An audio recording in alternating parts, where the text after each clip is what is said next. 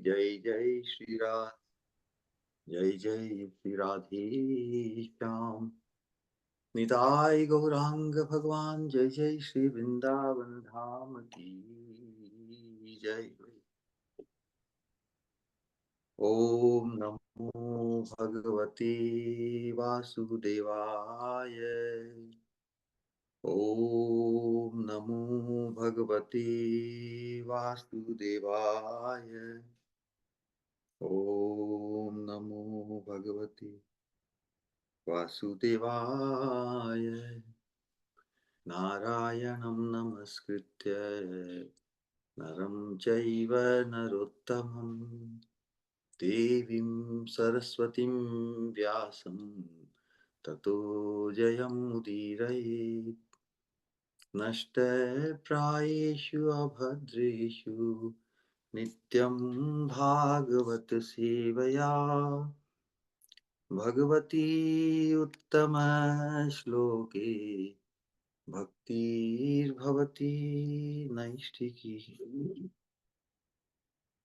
परम धर्म जो भागवत धर्म कहलाता है, उसके अनुशीलन रूप इस दिव्य कार्यक्रम में आप सभी का स्वागत है। हम परम धर्म का निरूपण करने वाला जो अन्यतम प्रमाण ग्रंथ है श्रीमद् भागवतम। श्रीमद् भागवतम प्रमाणम अमलम प्रेम पुमर्थो महान, जिसमें भगवान श्री कृष्ण प्रेम को ही जीव मात्र का, विशेष रूप से मनुष्य मात्र के लिए परम पुरुषार्थ रूप में निरूपित किया गया है। उसी परम पुरुषार्थ कृष्ण प्रेम के परमतम सोपान श्री राधा दास्यम में, राधा दास्यम के सौभाग्य से संपन्न करने की मनोभिष्ट को लेकर भगवान श्री चैतन्य महाप्रभु का अवतरण। हम भगवान श्री चैतन्य महाप्रभु की शिक्षा और कृपा धारा वाली जो परंपरा है उससे संलग्न है, इसलिए हमारे लिए ये बहुत ही अपरिहार्य है, इंडिस्पेंसेबल है कि महाप्रभु के मनोभिष्ट की पूर्ति रूप अपना व्यक्ति रूप और सामूहिक योगदान, या उस मनोभिष्ट की पूर्ति रूप में अपने व्यक्तिगत और सामूहिक मिलकर उसमें हम स्वयं को पूरा अवगाहन करें, उसमें डुबोएं, उसके साथ पूरे के पूरे जुड़ जाएं, उसी प्रेम धारा कृपा धारा के प्रभाव में हम भी बह जाएं। अनंत जन्मों से, अनंत काल से जो हम इस भव ग्रंथि के साथ बंधे हुए हैं ना, इस भव बंधन में, भव चक्र में, भव संसार में, तो वो दिव्य प्रेम का प्रवाह है। और जो राधा दास्यम रूपी कृष्ण प्रेम है, जो भावोल्लास रति उसका प्रवाह है, उसका आवेश हम इतना हमें आकृष्ट करे, या उस आवेश से हम इतने आविष्ट हो जाएं कि हमें संसार की कोई ग्रंथि बांध के रख ना पाए। और वो पोटेंशियल इस महाप्रभु के मनोभिष्ट का है। तो इसलिए चूंकि हम सभी मनुष्य हैं, और मनुष्य होने के नाते ही भगवान ने हम सब में पर्याप्त योग्यता अर्जित की कर दी है ना, अयोग्य पुरुषो नास्ति। और फिर भी मनुष्य योनि अनंत बार पाने के बावजूद भी कहीं ना कहीं हम अटके ही रहे। लेकिन इस वर्तमान जीवन में हमें जो अवसर मिला है, महाप्रभु के युग में मनुष्य रूप में भारत की पवित्र भूमि में जन्म लेने के कारण हम अवश्य ही उस गंतव्य को ही एकांतिक भाव से लक्ष्य करेंगे। सत्संग के प्रभाव से, महत संघ के प्रभाव से, महत संघ का जो गंतव्य है, महत संघ का की दृष्टि और महत पुरुष की दृष्टि और बुद्धि उस गंतव्य के प्रति कैसी है, उनका आकलन उस वस्तु, विषय वस्तु के प्रति कैसा है, इसका हमें एहसास होना चाहिए। और वास्तव में जब दिव्य एहसास हमारे हृदय को, हमारे चित्त को स्पर्श करता है, तभी हमारी उस परम पद को प्राप्त करने के प्रति जो रियल यात्रा है उसका प्रारंभ होता है। महाप्रभु के पार्षदों ने, षड गोस्वामियों ने, और वर्तमान में विशेष रूप से हम जो श्री श्री राधा रस सुधा निधि का रसपान कर रहे हैं, उसमें समस्त इस राधा दास्यम भाव की उपलब्धि के लिए उस उस लोभ को जागृत करने के लिए, क्योंकि तत्र लौल्यम अपि मूल्यम एकलम, हम कितनी भी जानकारी अर्जित कर लें, लेकिन उस जानकारी की जो रियलिटी है, हम हमारे हृदय में वह एहसास, वैसी प्रतीति यदि जागृत न हो, तो फिर हम कितना आगे बढ़ पाएंगे। और इसीलिए संग का ही प्रभाव है हमारे जीवन में हमेशा ही, जो डिफरेंस मेकर है, always is going to be satsang. किस स्तर पर सत तथा सत्पुरुष के प्रति, जिनके अनुगत्य में, जिनके मार्गदर्शन में हम आगे बढ़ रहे हैं, उनके प्रति हमारा जो एहसास है, उनके प्रति हमारा आकलन, our appraisal of his status, हम संग उसी का ही करना चाहेंगे कि उससे हमें क्या प्राप्त है, क्या उपलब्ध हो सकता है।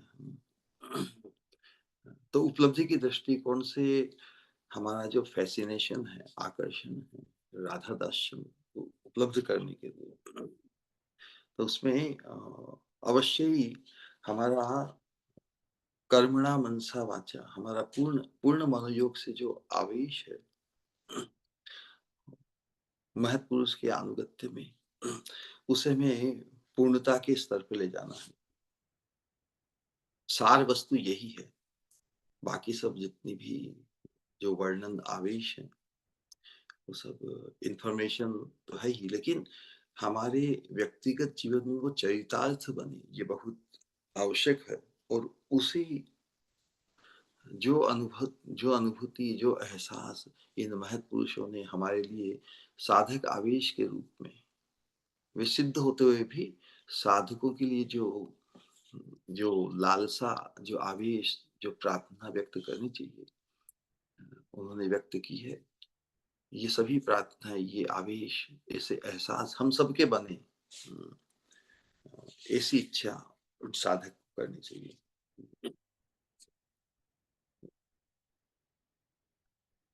जो राधा दास्यम भाव में प्रतिष्ठित होते हुए भी उनका जो कृष्ण भजन है, उसकी चर्चा हम कर रहे हैं कि कृष्ण भजन या भगवान के नाम का अनुशीलन, उनके गुणों का, उनकी महिमा का गान करने से राधा रानी की जो जो भावोल्लास होती, जिनका राधा रानी के प्रति ही अधिक झुकाव है, उनका कृष्ण भजन के साथ, लेकिन उनका कृष्ण भजन भी प्राइमरीली अपनी स्वामिनी की संतोष सुख के लिए है।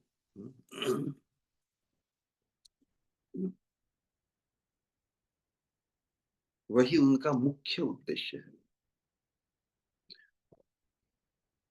उसी की पुष्टि रूप में उनका कृष्ण भजन है। आपातः तो सभी कृष्ण भजन करते हैं, लेकिन मंजरी भाव के उपासक साधक, इसमें उनका प्रत्येक सोच, उनकी वाणी, उनका वर्तन व्यवहार, सभी कुछ स्वामिनी की अपनी स्वामिनी, स्वामिनी ही उनके श्री कृष्ण है, स्वामिनी ही उनके प्रियतम प्रियतमा दोनों है। ऐसा नहीं कि क्योंकि जो तम तम कहने से सर्वोपरि, उनके लिए सर्वोपरि श्रीमती राधा रानी ही है। तो अपनी स्वामिनी, अपनी प्रियतमा राधा रानी के सुख संतोष को लक्ष्य करते हुए उनका सब कुछ है, इंक्लूडिंग कृष्ण भजन। तो राधा दास्यम में से कृष्ण भजन, उसकी चर्चा आज के सत्संग में होगी, विशेष रूप से हम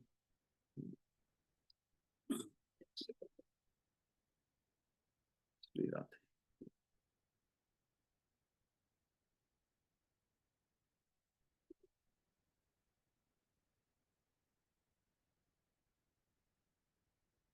पिछले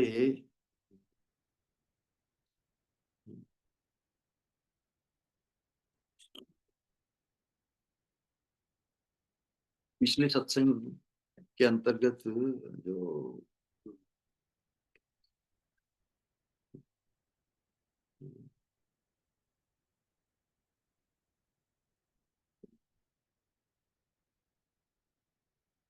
हाँ, जो प्रार्थना व्यक्त की थी,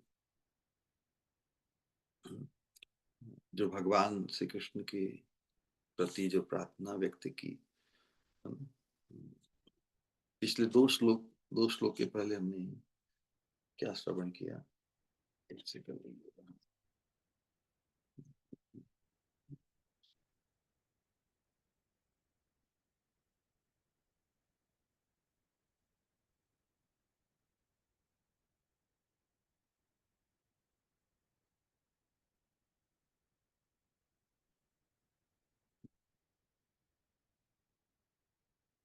प्रबोधानंद सरस्वती जो साधक आवेश को व्यक्त करते हुए दो श्लोक के पहले जो राधा रानी के नव रसात्मक कैंकर्यत्व की प्रार्थना की थी भगवान के चरणों में, गोविंद संबोधन करते हुए कि आपकी इंद्रियों की पूर्ति तो राधा रानी को उपलब्ध करके ही होती है, इसलिए मैं किंकरी बनकर, राधा रानी की किंकरी बनकर आपके लिए उपयोगी होंगी।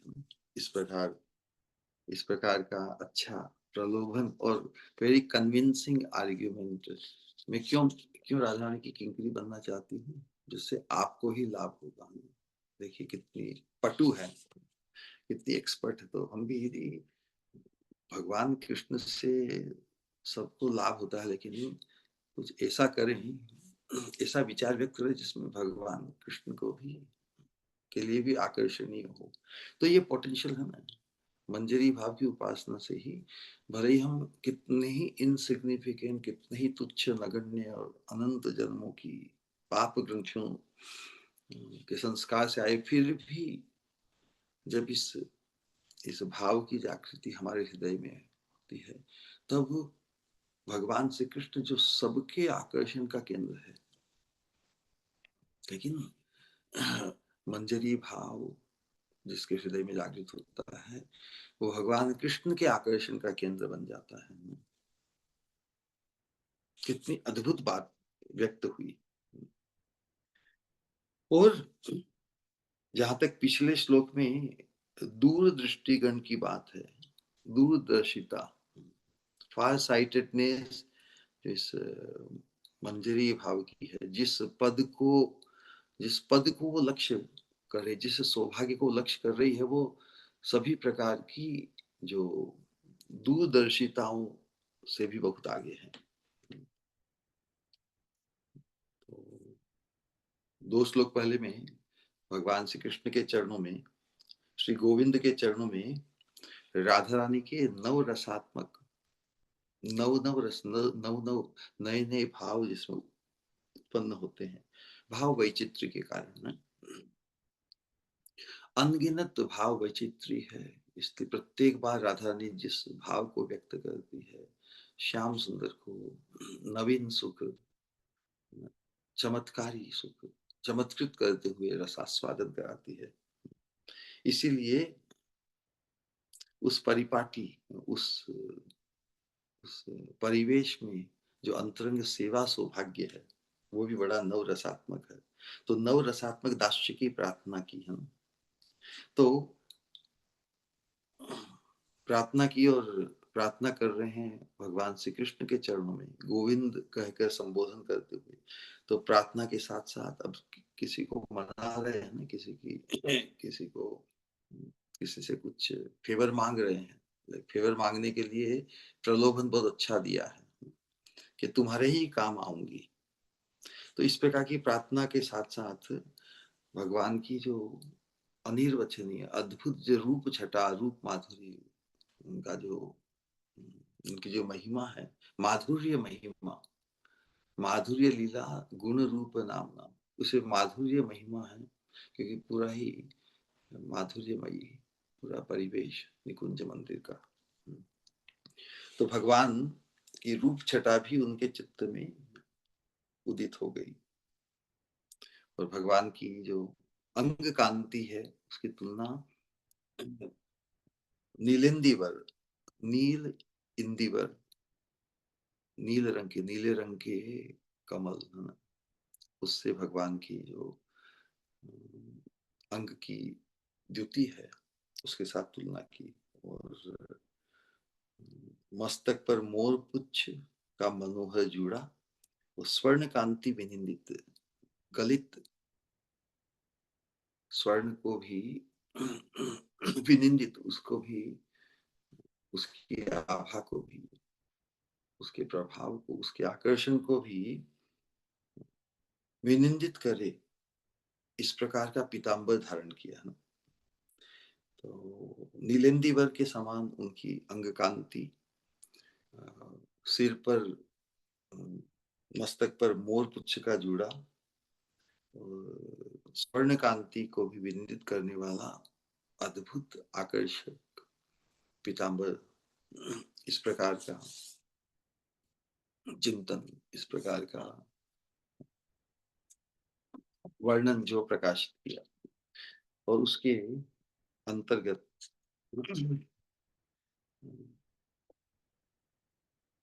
प्रार्थना यही कर रही है कि किस किस दृष्टिकोण से जो परम सौभाग्य है, परम दूरदर्शीगण के लिए, इतना दूरदर्शी में होना होगा। दूरदर्शी लोग बहुत होते हैं, तुलनात्मक दृष्टि से हम दूरदर्शिता का जो निरूपण किया है वो कितना अनूठा है। संसार में भी बहुत से लोग खुद को अधिक चतुर मानते हैं। अरे, तुमने थोड़ा सोचा नहीं, विचारा नहीं, इससे अधिक लाभ तो उसमें है। तो जिसकी जितनी अधिक दूरदर्शिता लाभ की दृष्टि से, उतना ही अधिक चतुर। तो जो राधा रानी के कैंकर्य को मांग रहे हैं, उनकी दूरदर्शिता किस स्तर की है, उसे व्यक्त किया है। किस प्रकार जो प्रार्थना की है कि वे गोविंद, वे भगवान मुझे दूरदर्शी गण, जो बहुत, जो परम दूरदर्शी गण हैं, उन्हें जो प्राप्त करने योग्य, तो राधा रानी मुझे, आप इस प्रकार करो कि राधा रानी मुझे दासी के रूप में या अपना दास्य प्रदान करे। किस कारण हम इस परमतम सौभाग्य से वंचित हो सकते हैं? तो उसका कारण केवल अदूरदर्शिता। अदूरदर्शिता के कारण ही अनेक व्यक्ति नश्वर विषय सुख की लालसा में भ्रमण कर रहे हैं। वास्तव में अदूरदर्शिता ही है संग का, या असत संग का दोष, या संग का दोष कहे। यदि हमारा संग, हमारी संगत दूरदर्शी व्यक्ति के साथ नहीं है, तो हम फिर जो जिस चीज की उपलब्धि होगी वो श्रेष्ठ नहीं हो सकती। तो उस दृष्टिकोण से बताया है। और उस अदूरदर्शिता के कारण ही बार बार जन्म मृत्यु को प्राप्त कर अनंत दुख संताप भोग रहे हैं जीव, और उसी से अभ्यस्त हो गए।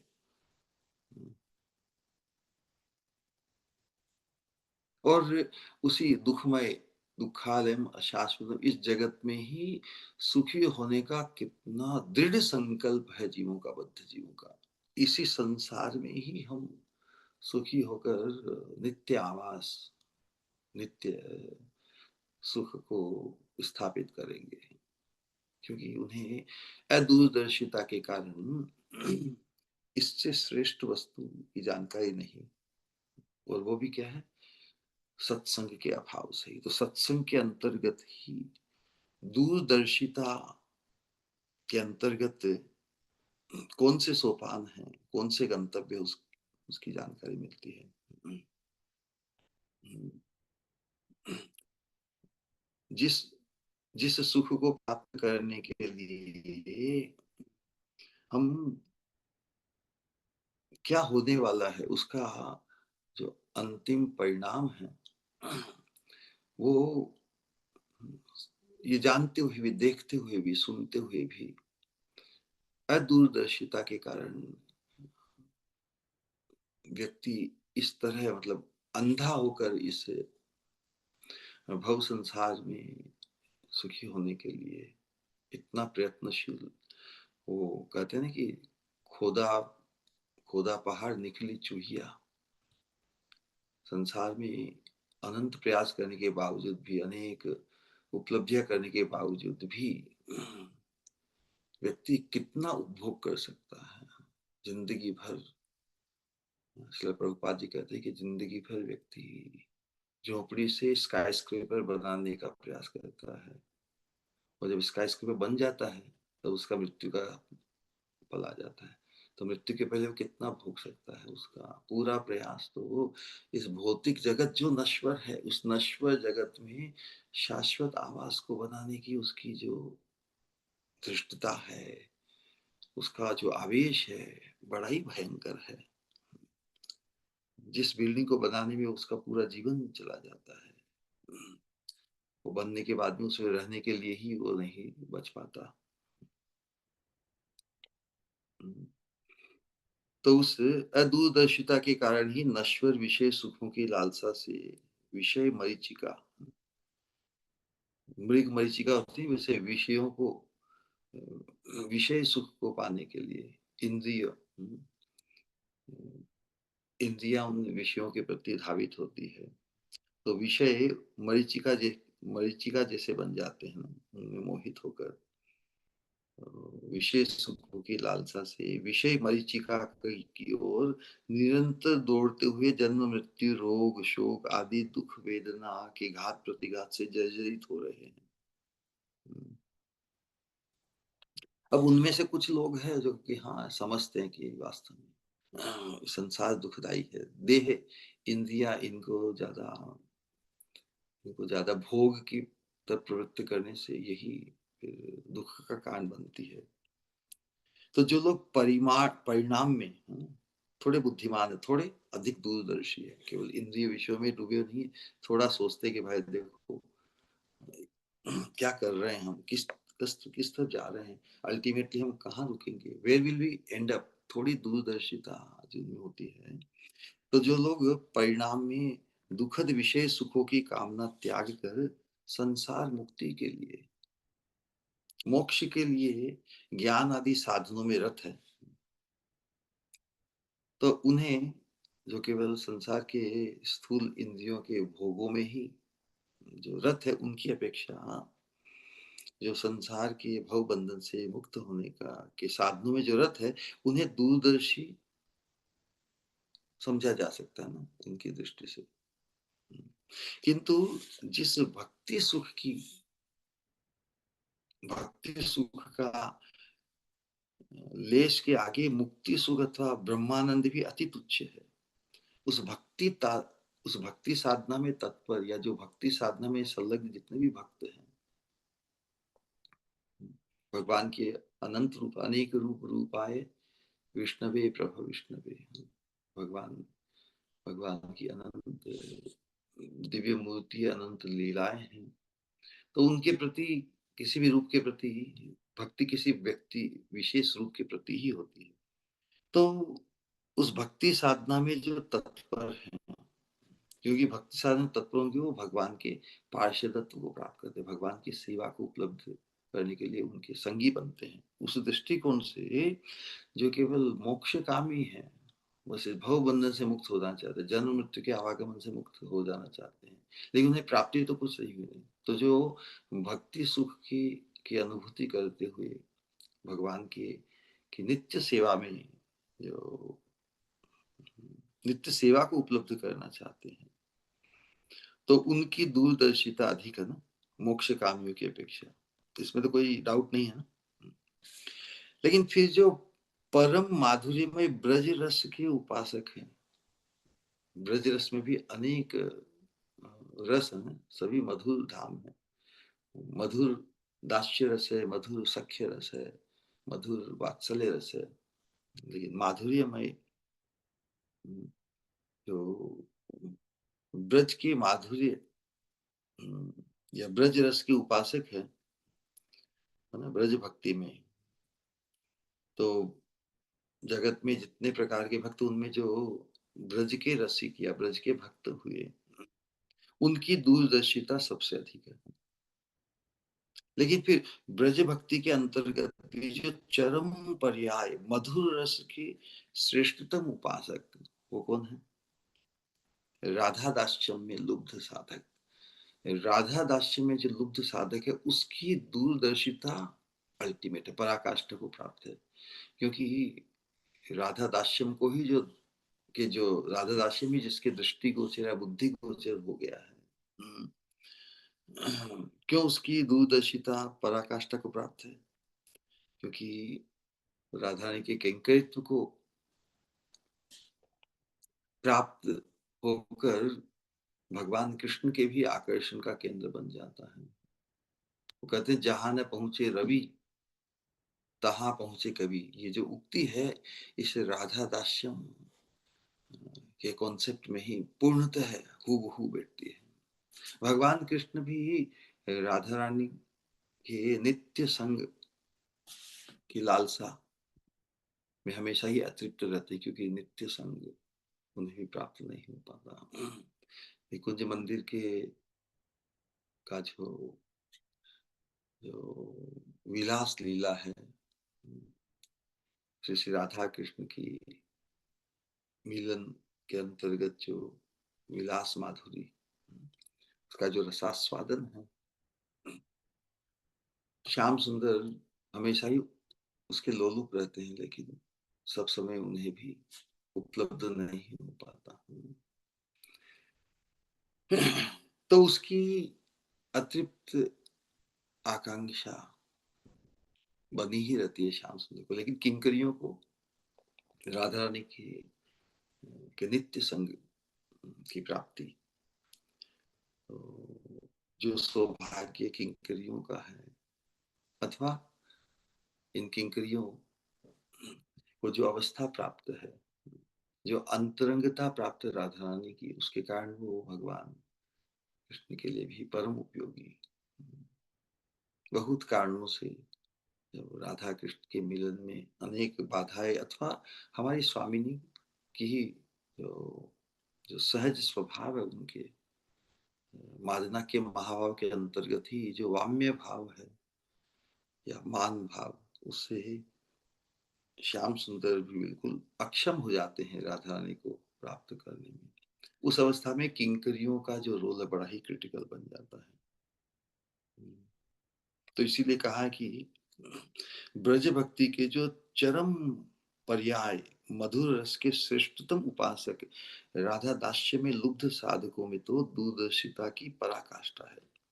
तो श्रीपाद प्रभुदानंद सरस्वती ने उसी राधा दास्य का, उसी राधा दास्य को जो लक्ष्य करने वाले हैं, उनकी दूर उनके लिए ही दूरदृष्टि गणों का जो पद है कहकर वर्णन किया है। वो कितना दुर्लभ है कि ब्रह्मा महेश्वर आदि के लिए भी दुर्गम पद ये राधा दास्य इस विशेष कलयुग में हम सबके लिए उपलब्ध कराया महाप्रभु ने। महाप्रभु ने ही हम जैसे कली जीवों को गोचरीभूत कराया है। दो प्रकार का, एक तो बुद्धि गोचर, कॉन्टेम्पलेशन, चित्त में वो, चित्त में बस बस वही गंतव्य, वही है, उसी का चिंतन, उसी का वर्णन, उसी के प्रति हमेशा हमारी चेतना जागृत बनी रहे, उसके स्मरण से एक पल भी छूटे नहीं। और दृष्टिगोचर हम साधकों के लिए बुद्धिगोचर जो वस्तु होगी, जो अंतर में है, उसी के प्रति ही तो हमारा पूरा प्रयास रहेगा। तो बुद्धि गोचर और दृष्टि गोचर दोनों महाप्रभु की कृपा से, उनके उनके चरणाश्रित पार्षदों, शुद्ध भक्तों की परंपरा से ये सौभाग्य हम तक, इस सौभाग्य की पूर्ण संभावना हम तक पहुंची है ना। हम इसमें अवगाहन करें व्यक्तिगत रूप से, सामूहिक रूप से, एक दूसरे को प्रोत्साहित करते हुए। हम्म, तो उसी उसी सौभाग्य को मांगा है।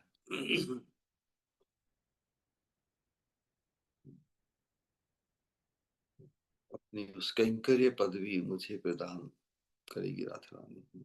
तो ये सौभाग्य उस राधा रानी को दबियो दृष्टि नाम पदम शब्द से महाप्रभु के दान की ये विशेषता है कि जो जो परम दूर दृष्टिगणों की जो पराकाष्ठा है, उस सौभाग्य को हम जैसे कलयुग जीवों के लिए भी उपलब्ध कराया है। अन्यतम और श्रेष्ठतम सौभाग्य, परमतम सौभाग्य पतिततम जीवों के लिए उपलब्ध कराने की जो मनसा है महाप्रभु की, उनका मनोभिष्ट है, उसके कारण ही महावदान्यता आख्या को महाप्रभु प्राप्त किए। अब राधा दास्यम में जो कृष्ण भजन उसकी वो किस प्रकार का है, उसकी चर्चा, जो वही जो प्रश्न कभी कभी साधकों को होता है कि राधा रानी की जो किंकरी भाव में उनका राधा रानी के भजन की अपेक्षा कृष्ण भजन का क्या तात्पर्य है, क्या आवश्यकता है, उनका क्या आवेश कृष्ण को पाने के लिए है। इस चीज को अच्छी तरह से हम समझने का प्रयास करें। पिछले सत्संग में हमने किंकरी के श्री कृष्ण के रूप गुणों के चिंतन में अपनी स्वामिनी की प्रसन्नता और सुख का एहसास अनुभव किया। हम्म, तो मंजरी भाव के उपासकों के लिए भी जो अनुगत्य के अंतर्गत महत के प्रति अलग अलग भावों का उत्तरोत्तर एहसास व्यक्त होता है, अनुभूत होता है, एहसास होता है ना। जब साधक को पूज्यता की दृष्टि से महत पुरुष, यहाँ पर जो महत पुरुष का जो कि जो जो परम दूरदर्शिता को प्राप्त है ना, इस कॉन्टेक्स्ट में हम इस प्रकार समझे, हम जिनके अनुगत्य में हैं वो परम जो जो दूरदर्शिता की जो पराकाष्ठा है उसे प्राप्त है। वो जिस जिस गंतव्य को लक्ष्य कर रहे हैं, राधा दास्यम राधा ने की कैंकर्यत्व को, तो हमें भी उसी सौभाग्य से संपन्न होना है। तो उस दृष्टिकोण से महत के प्रति जो पूज्यता के दृष्टिकोण से उनमें जैसे जो कृष्ण बुद्धि का एहसास, प्रियतम महत पुरुष के प्रति जो प्रियतम, उनमें श्री कृष्ण या अपने प्रियतम होने का जो एहसास होता है, जो अपने आप में भाव की पूर्णता है ना। भगवान तो महत पुरुष या अपने भक्त के लिए, शुद्ध भक्त के लिए वो खुद से भी अधिक महत्व देते हैं। जो भगवान स्वयं खुद से अधिक महत्व, मद भक्त पूज्याभिधिका, अधिक पूज्य भाव व्यक्त कर रहे हैं श्रीमद् भागवत में। तो सहज ही साधक के लिए भी जिनके अनुगत्य में है इस विशेष मंजरी भाव की उपासना में, तो भगवान के प्रति जिस प्रकार का पूज्य भाव, या भगवान हमारे लिए कितने पूज्य हैं, उस दृष्टिकोण से महत पुरुष भी भगवान से विशेष पूज्य होकर विराजमान है। और उसे भी भाव की पूर्णता है। महत में भगवत बुद्धि, महत पुरुष या श्री गुरु भगवान का रिप्लेसमेंट नहीं है, लेकिन फुलफिलमेंट है। भगवान की साक्षात प्राप्ति हमें हो, है ना। तो उस समय हम उनको कितने पूजेंगे।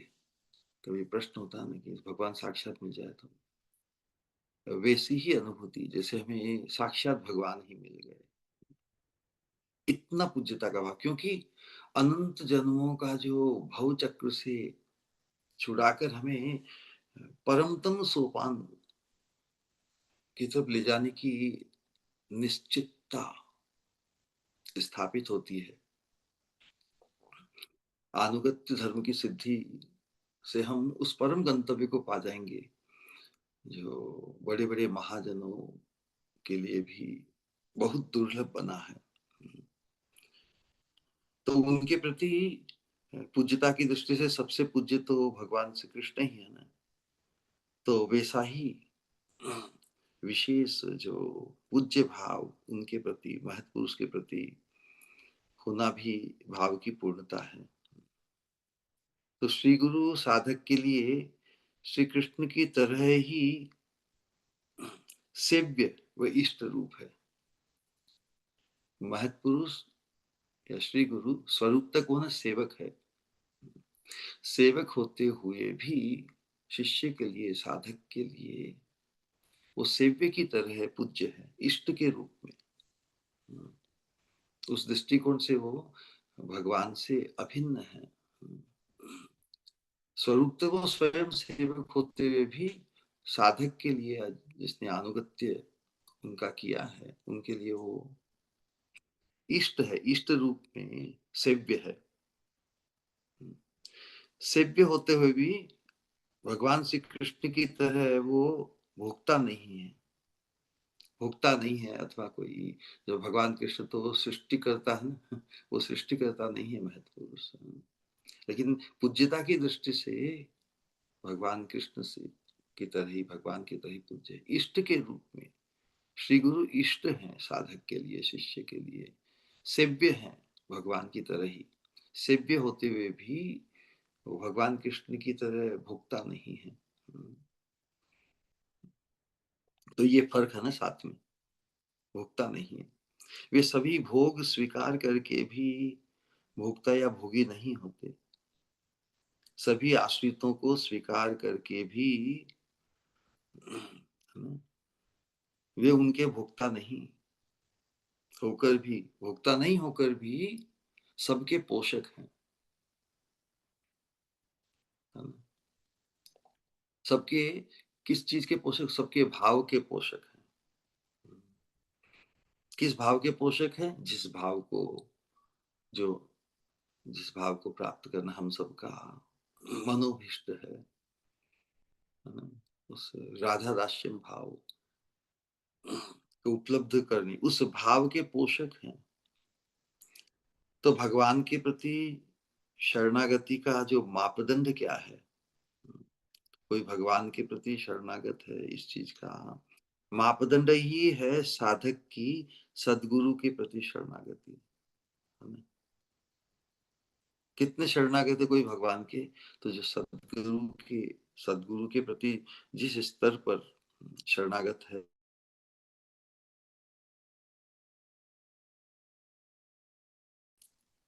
निर्णय साधक स्वयं कर सकता है। स्वयं कर सकता है कि वह भगवान के प्रति कितना शरणागत हो सकता है। क्योंकि शरणागति की तो कोई सीमा नहीं ना। जो पूर्ण शरणागत है वो और अधिक शरणागत हो, वो चाहते हैं, वो कोई रुक नहीं जाते कि मैं तो पूर्ण शरणागत हो गया, अब मुझे कुछ नहीं करना। नहीं,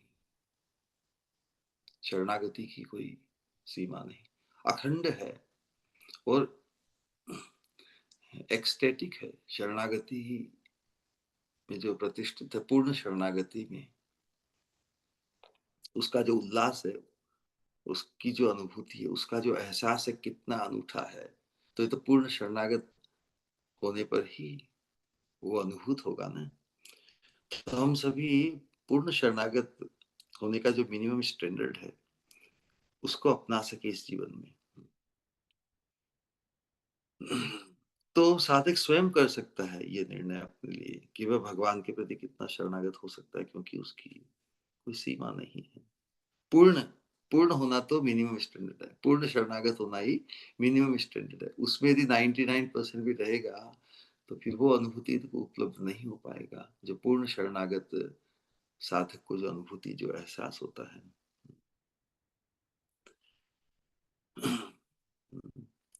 परंतु एक जो पूर्ण शरणागत साधक है, शिष्य है, अपने मन, कर्म व वचन से शरणागति का जो आदर्श है, अन्य साधकों के समक्ष स्थापित करता है, जिससे प्रेरित होकर अन्य भी पूर्ण शरणागति के प्रति अवगाहन कर सके, उसके प्रति धावित हो सके। पूर्ण शरणागति को ही अपने जीवन में घटित हो हमारे जीवन व्यक्तिगत रूप से। तो जब आदर्श सामने होगा, डूएबल, ऐसा साधक, ऐसा संगी यदि हमारी दृष्टिगोचर हो, बुद्धिगोचर हो, किसी की पूर्ण शरणागति का एहसास यदि हमें हो, तो हमें भी संबल मिलता है कि हम भी पूर्ण शरणागत हो सकते हैं। तो उस दृष्टिकोण से ये आदर्श जिसके हृदय में, जिसके जीवन में पूर्ण शरणागति घटित होती है, वो अवश्य ही सभी के लिए प्रेरणा स्रोत होते हैं।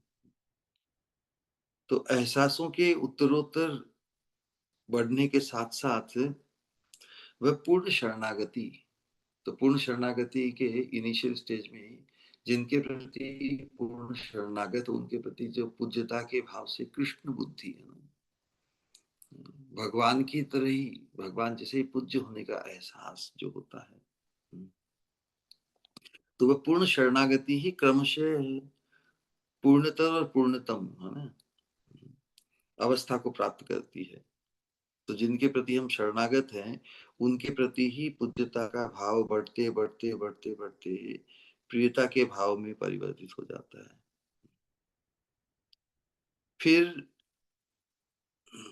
जिनके प्रति हम शरणागत है, वे श्री गुरु हमें फिर से कृष्ण के से भी विशेष, कृष्ण से भी विशेष, कृष्ण से भी विशेष इसलिए हैं क्योंकि एक तो स्वयं भगवान कृष्ण ऐसा कहते हैं, दूसरी दृष्टिकोण से विशेष क्यों है कि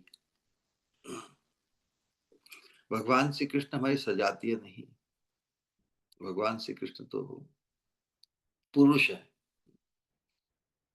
हमारी सजातीय कौन है? राधा रानी है। हाँ, राधा रानी जो परम एकमात्र नायिका है, ये हम भी स्वरूप तो स्त्रीण है जिस चीज का चक्र, तो उस कारण से सजातीय होने से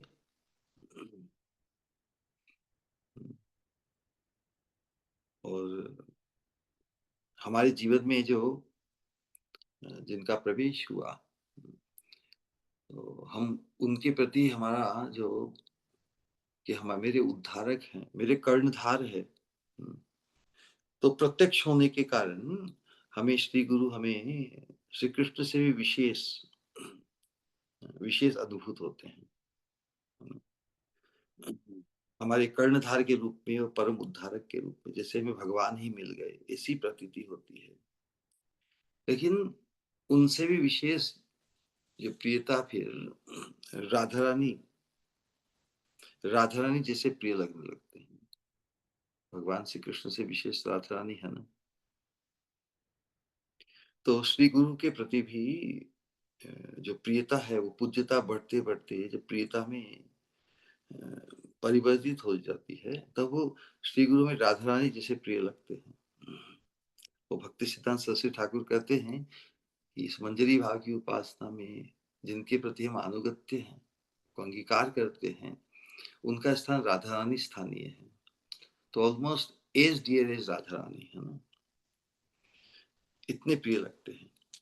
अब जो इनिशियल जो एहसास प्रियतम के प्रति है ना, श्री कृष्ण तो पुरुष है, परम पुरुष है, और कृष्ण होने का जो एहसास है वो प्रीतम प्रीतम के रूप का एहसास है। तो श्री गुरु के प्रति प्रीतम बुद्धि ये भी सहज है।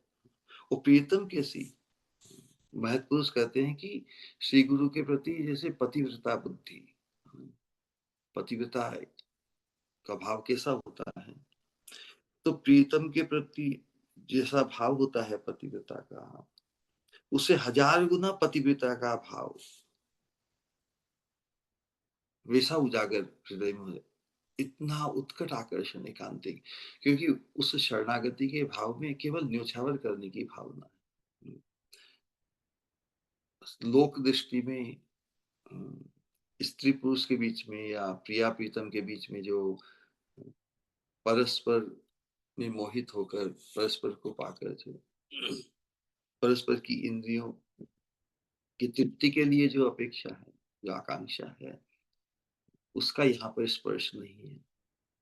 केवल न्योछावर की भावना है। उनके लिए ही मैं सर्वस्व उनकी ही बन जाऊं या उनका ही बन जाऊं, इस प्रकार का बड़ा ही से अनंत काल का पतिव्रता भाव जागृत हो जाता है। उसके लिए ही जीना, उसके लिए ही सोचना, उनके लिए ही सजना धजना, सब कुछ पूरी चित्तवृत्ति ही बस उनसे ही संलग्न होने की एक एक प्रिया के रूप में ना, अपने प्रियतम के लिए वैसा भी भाव, क्योंकि कृष्ण बुद्धि महत् पुरुष में होने से हमारा जो डिस्पोजिशन है वो वैसा ही हो जाता है। वो हमारे प्रियतम है और मैं उनकी प्रिया। ये समीचीन है, इसमें कोई भी आउट ऑफ प्लेस नहीं, क्योंकि भाव की पुष्टि इस प्रकार की है। लेकिन इससे आगे की स्थिति है जब श्री गुरु हमारी प्रियतमा के रूप में भासते हैं। तब श्री श्याम सुंदर गुरु रूप में श्याम सुंदर के प्रति जो प्रीतम दृष्टि या बुद्धि, वो फिर गुरु रूप स्वामिनी हम तो स्वामिनी के प्रति हो जाती है प्रियतमा बुद्धि श्री गुरु में। ये सीक्वेंस है, क्योंकि स्वामिनी ही प्रियतमा होकर विराजमान है हम सब के लिए। लेकिन जब प्रियता बढ़ती है महत्पुरुष के प्रति, तो वो राधा रानी स्थानीय हो जाते हैं। तो एक साथ तो श्याम सुंदर साधक के लिए प्रियतम और राधा रानी प्रियतमा नहीं हो सकता ना, क्यों? तम तो एक के लिए ही उपयुक्त हो सकता है। तम मतलब ultimate exclusive shelter Radha Rani के प्रति ही होगा। हाँ, राधा रानी के संग से फिर श्याम सुंदर की भी सेवा, युगल सेवा है, लेकिन स्वतंत्र रूप से केवल श्याम सुंदर की सेवा नहीं। श्याम सुंदर फिर प्रियतम वो राधा रानी के हैं। श्याम सुंदर किनके प्रियतम है? राधा रानी के हैं। और राधा रानी हमारी क्या है? प्रियतमा है। तो श्री स्वामिनी प्रियतमा रूप अथवा श्री गुरु रूप, तो एक साथ ये दोनों कि हम प्रीतम भी माने और साथ में राधा रानी जो गुरु रूप में जो स्वामिनी है उनको प्रियतमा भी माने, और फिर गुरु रूप जो कृष्ण है उनको प्रियतम भी माने नहीं। एक साथ ये संभव नहीं। श्री कृष्ण रूप प्रियतम श्री गुरु नहीं है, नहीं हो सकते एक साथ, क्योंकि प्रियतम तो वे केवल मात्र स्वामिनी के ही है। ये कॉन्सेप्ट बहुत क्लियर होना चाहिए। प्रीतम वे एकमात्र राधा रानी के हैं, और जब राधा रानी स्थानीय, जब श्री गुरु भासते हैं, तब सजातीय जो अनुभूति एहसास होता है कि वास्तव में तो राधा रानी की ही हूँ। हमारा जो मुख्य परिचय है उसमें प्रतिष्ठित हो जाते हैं। और राधा रानी के संबंध से ही, राधा रानी के प्रीतम होने के नाते ही श्याम सुंदर भी पूज्य उससे भी हमारे बने रहते हैं। तो आज आज जो कृष्ण भजन की बात बताई, राधा दास्य में भगवान श्री कृष्ण भजन, वो चर्चा भी बड़ी अनूठी है। साधकों के लिए ये जानना, हमारे गोस्वामियों ने उस मंजरी भाव में प्रतिष्ठित होकर जिस भजन को प्रकाशित किया है, बड़ा ही अनूठा है। लोक संख्या 259 में बता रहे हैं, ध्यायन्स्तं शिखिपिच्छमौलिमनिशं तन्नाम संकीर्तयन् नित्यं तच्चरणाम्बुजं परिचरस् तन्मन्त्रवर्यं जपन् श्रीराधापददास्यमेव परमा भीष्टं हृदा धारयन् कर्हि श्याम तदनुग्रहेण परमोद भूतानुरागोत्सव है।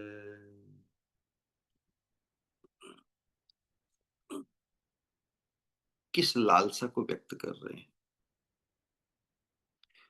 पिछले श्लोकों में जो राधा दास्यम की प्रार्थना उत्कट भाव से व्यक्त की और भगवान को भी कन्विंस किया कि मुझे राधा रानी के दास्यम को उपलब्ध कराने से आपका ही लाभ है, मैं बहुत तुम्हारे काम आऊंगी।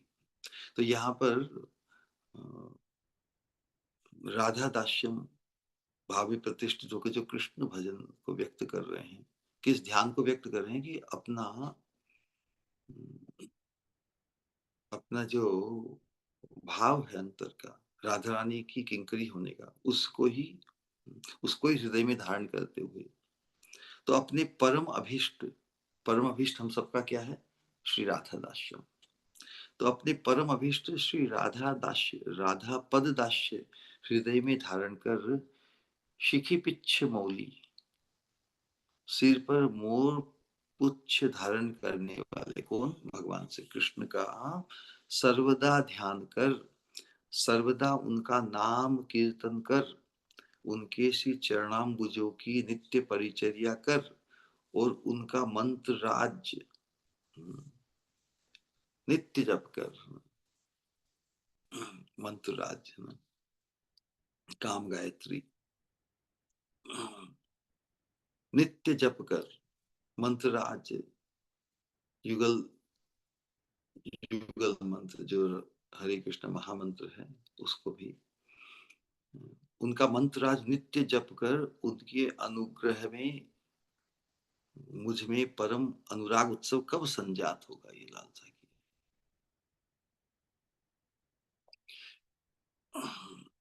तो देखिए, मंजरी भाव को अथवा श्री राधा पद दास्य हृदय में धारण कर कृष्ण का भजन जैसे कर रहे हैं,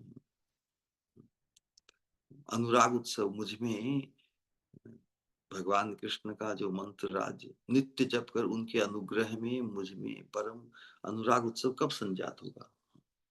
तो यही है, ये कुतूहल है कि कृष्ण को लक्ष्य नहीं कि कृष्ण जब हमारे प्रियतम नहीं है, ले हमारे स्वामिनी के प्रियतम है, हमारे स्वामिनी के प्रियतम है, तो उनको भी वैल्यू तो देना होगा।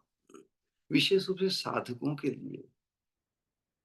के लिए ये एहसास हमें स्वामिनी को देना है कि जो तुम्हारे प्रीतम है, how much we value them, how much we value him, उनको हम कितनी वैल्यू देते हैं, उनकी इतनी अद्भुत महिमा, उनके नाम का जप, कृष्ण के नाम का जप अनुष्ठित करके तो राधा रानी को भी कितना आनंद अनुभव होता है ना। तो जो हमारी स्वामिनी को परम सुख और आनंदित करते हैं, उनका नाम भी, उनका रूप भी, उनकी अनंत माधुरी भी, तो उसका अप्रेजल हमारे लिए भी बहुत हाई होना चाहिए ना। तो साधक आवेश में श्रीपाद प्रभुदानंद सरस्वती बस यही चाहते हैं, किसी प्रकार भगवान भी अनुकूल हो जाए, जैसे और भगवान के लिए भी परम आकर्षणीय वस्तु है। ये चीज जानती है किंकरी, है ना, कि जानती है कि यहाँ पर भगवान कृष्ण के लिए भी इम्पास आ जाता है, रुकावट आ जाती है। उस रुकावट से उन्हें मुक्त करने का कार्य किंकरी करती है। तो राधा रानी की अंतरंग दासी होने का जो सौभाग्य है वो कितना अनूठा है।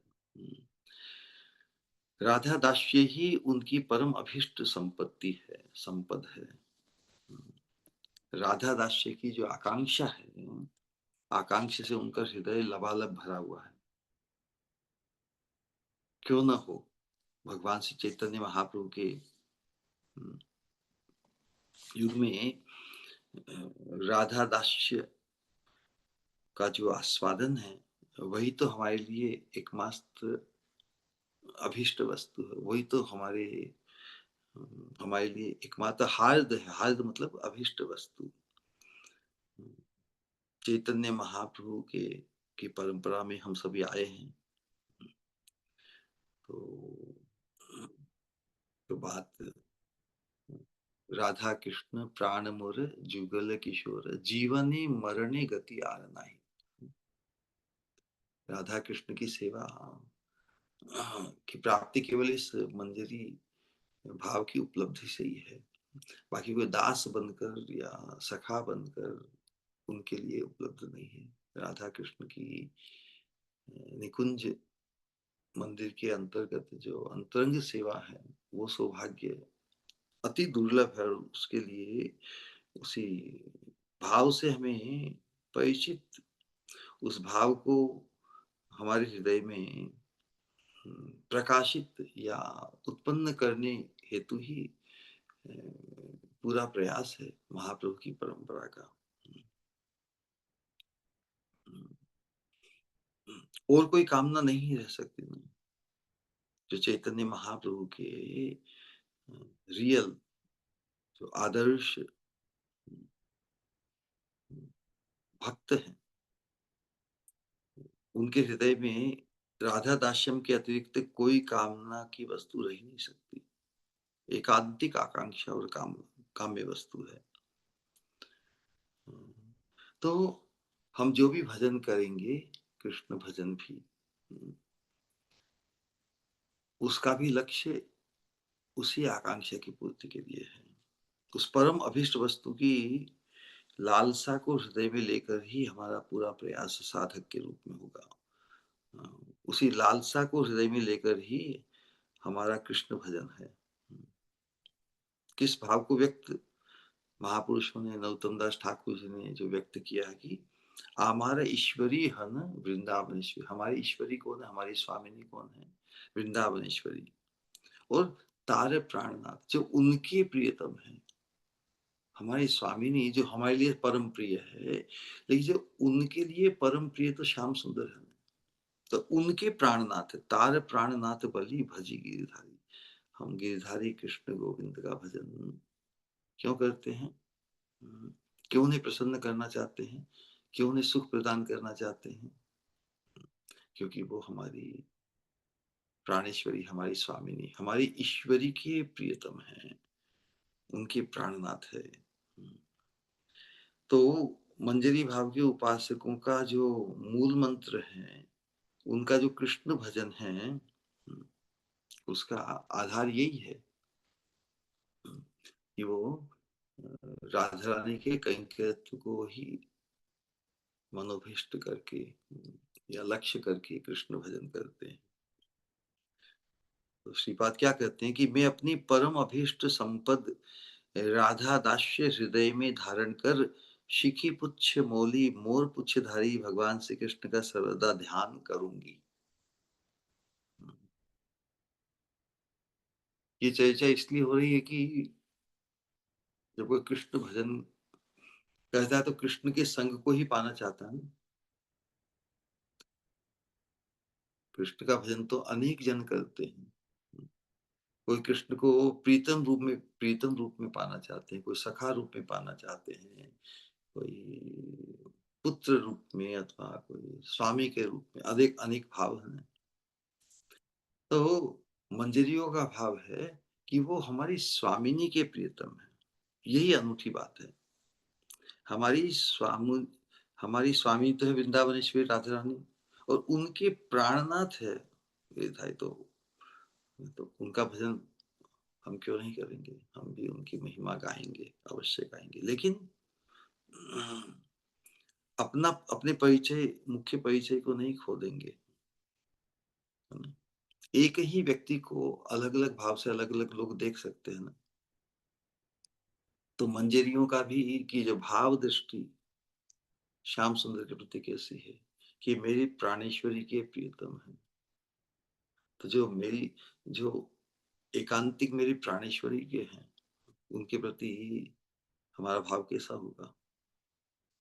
कैसा होगा? जो हमारी ईश्वरी राधा रानी है, उनके जो प्रियतम हैं, उनको मैं राधा रानी के से उनका भजन करके भी उन्हें स्वतंत्र रूप से पाना चाहूंगी? नहीं, नहीं, नहीं। कितने हमारे लिए भी वैल्यूएबल है, उनको हम कितना उनका ख्याल करेंगे, उनके सुख का विचार करेंगे, और उनका सुख किसमें निहित है? राधा रानी के साथ संगम में, हमारी प्राणेश्वरी के साथ ही वो विशेष शोभा पाते हैं। तो किसी तरह श्याम सुंदर हमारी ईश्वरी स्वामिनी के सुख के लिए परम उपयोगी है। इस भाव से उनका कृष्ण भजन है। राधा दास्य भाव को हृदय में धारण कर शिखी पुच्छ मौली मोर पुच्छधारी श्री कृष्ण का सर्वदा ध्यान करूंगी। मेरे हृदय में स्फूर्ति होगी। क्या स्फूर्ति होगी? कि मैं वृंदावन में निभृत एकांत, निभृत, सबसे सबसे दूर, निभृत निकुंज में श्री राधा रानी की परिचर्या में निरत हूँ। ऐसा भाव व्यक्त कर रहे हैं मंजरी रूप में। और भगवान श्री कृष्ण के कुंज आगमन में किंचित विलंब होने से राधा रानी के ऊपर क्या प्रभाव पड़ता है? राधा रानी की का जो भाव श्याम सुंदर के प्रति है कि वो मेरे हैं, तो मेरे हैं तो मेरे अनुरूप क्यों नहीं रहते? मदीय भाव है ना।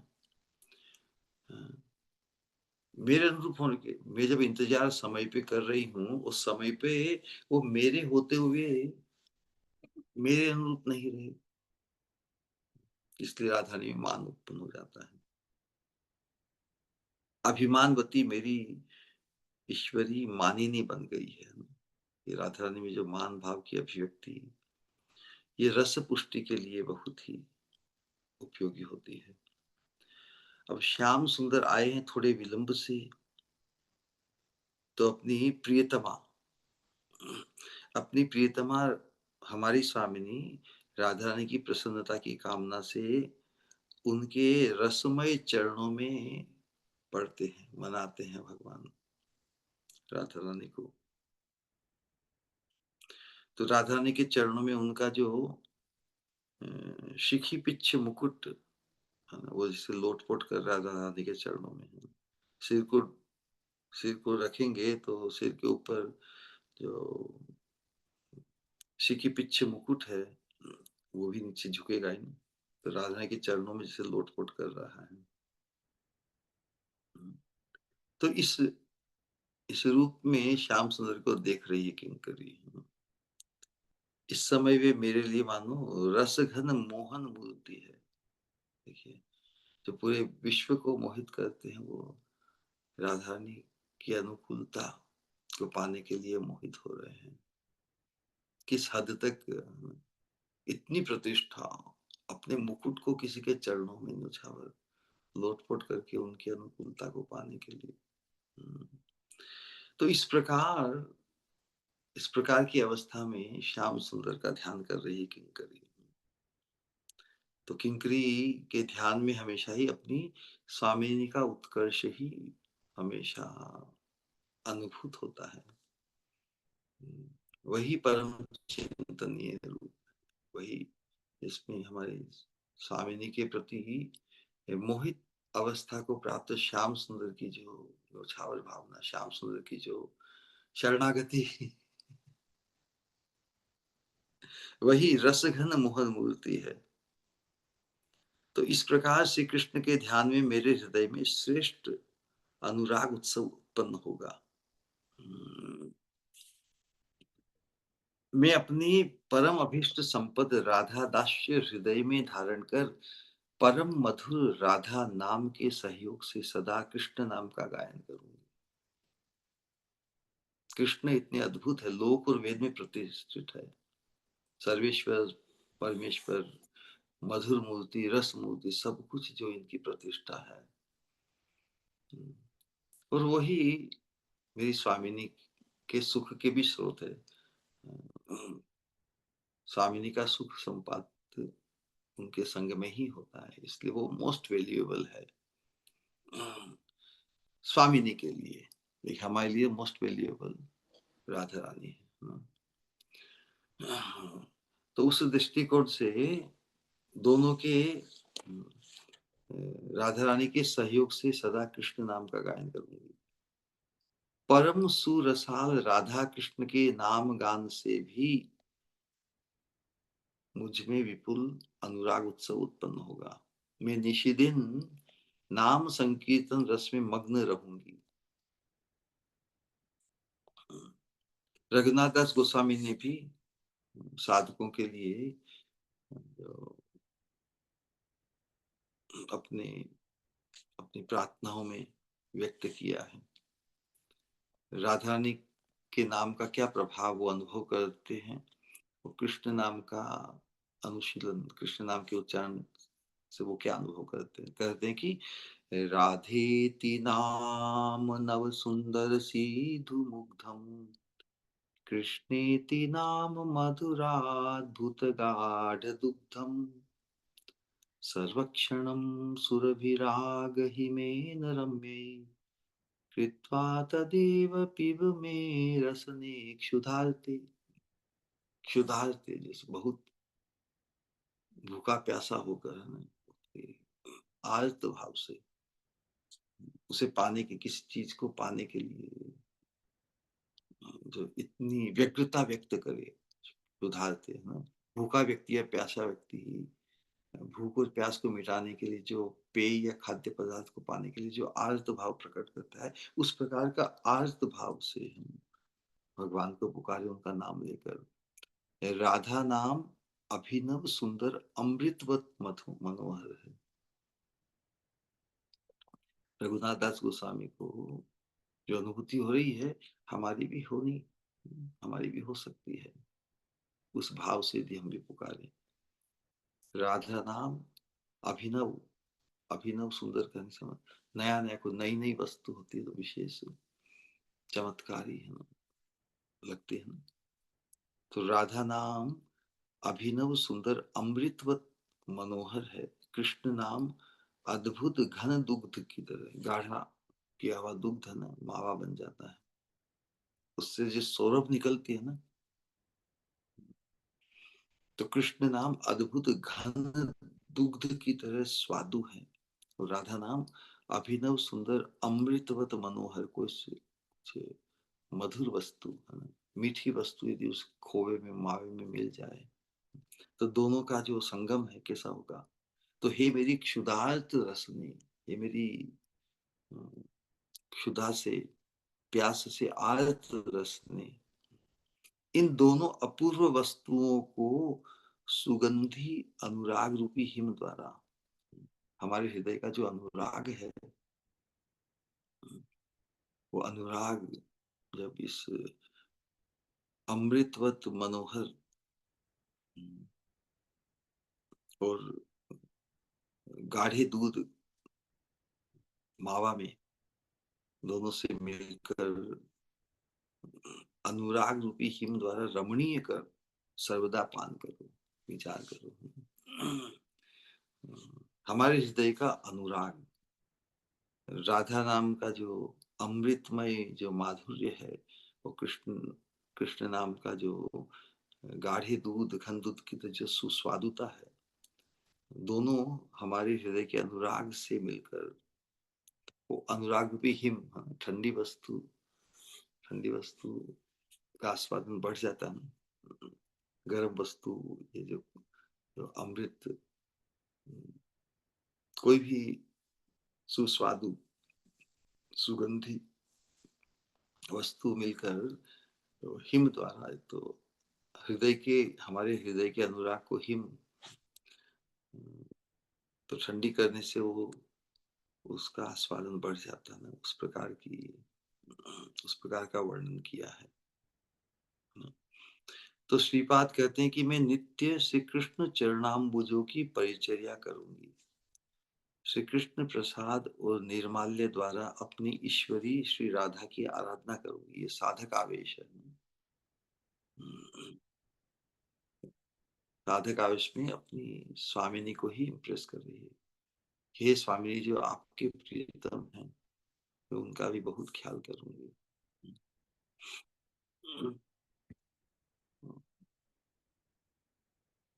निकुंज में अनेक प्रकार की जो विलास के उपरांत जो अनेक अवस्था उत्पन्न होती है, उसमें राधा रानी का ख्याल होता है कि अरे मेरे प्रीतम को कुछ असुविधा ना हो। अपनी सेवा की उन्हें इतनी चिंता नहीं होती। श्याम सुंदर को किसी प्रकार की व्यथा, किसी प्रकार का तो जो अंतरंग होती है राधा रानी की, वही तो श्याम सुंदर की सेवा को उपलब्ध करती है।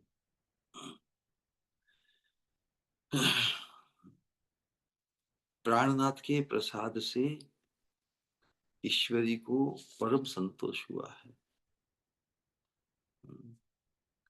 श्री कृष्ण प्रसाद और निर्माल्य द्वारा अपनी ईश्वरी श्री राधा रानी की आराधना करूंगी। श्याम सुंदर को जो भोग लगाया है सुंदर सुस्वादु पदार्थों, उनको भोग लगा के उनकी माला अब किनकी अभीष्ट हो गई? स्वामिनी की। इस प्रकार का है भजन। मेरी स्वामिनी के लिए भी बहुत ही आकांक्षणीय है। तो प्राणनाथ के प्रसाद मतलब कृष्ण के प्रसाद से ईश्वरी मतलब राधा रानी को परम संतोष हुआ है। यह जानकर श्री कृष्ण परिचर्या में मेरे परम अनुराग उत्पन्न होगा।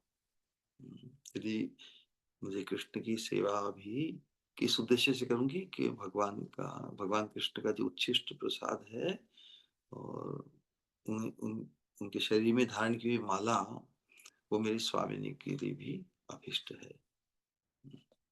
और फिर श्री गोपीजन वल्लभ में मंत्रराज का मैं नित्य जप करूंगी।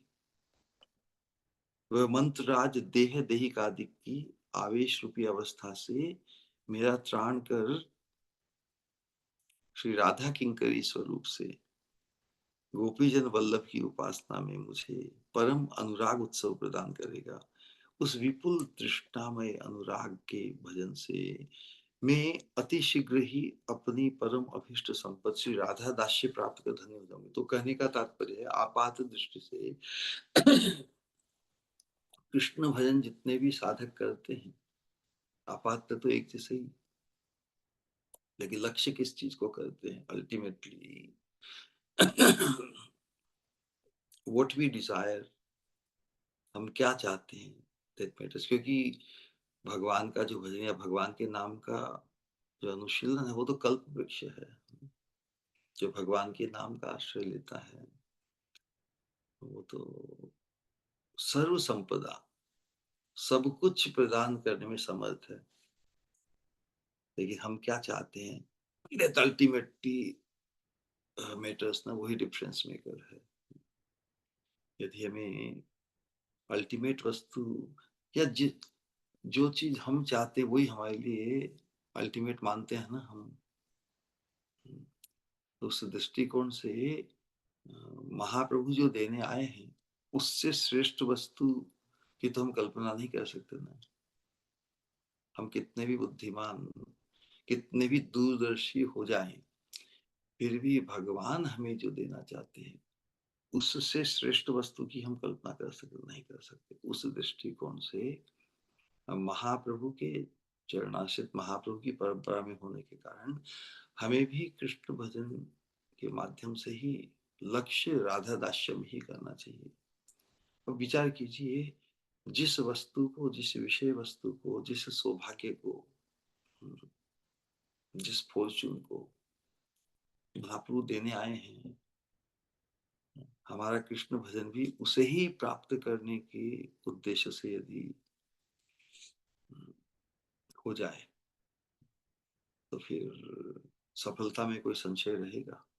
हम वो ही चाहें जो महाप्रभु देने आए हैं, तो उसकी योग्यता, उसकी कृपा, योग्यता, कृपा अधिकार अवश्य ही हम प्राप्त करेंगे। तो फिर यहाँ पर महाप्रभु का मनोभीष्ट और उसके अनुरूप जिस तरह अपने आप को हमें ढालना है और उसके अनुरूप जिस प्रकार हम सत्संग के माध्यम से ढलते चले जाएंगे, तो फिर अवश्य ही हम उस हमारे मनोभीष्ट राधा दास्यम को अवश्य प्राप्त करेंगे। वो आशा बंधता इतनी स्ट्रांग हो जाएगी कि फिर हम उससे विचलित कभी नहीं हो पाएंगे।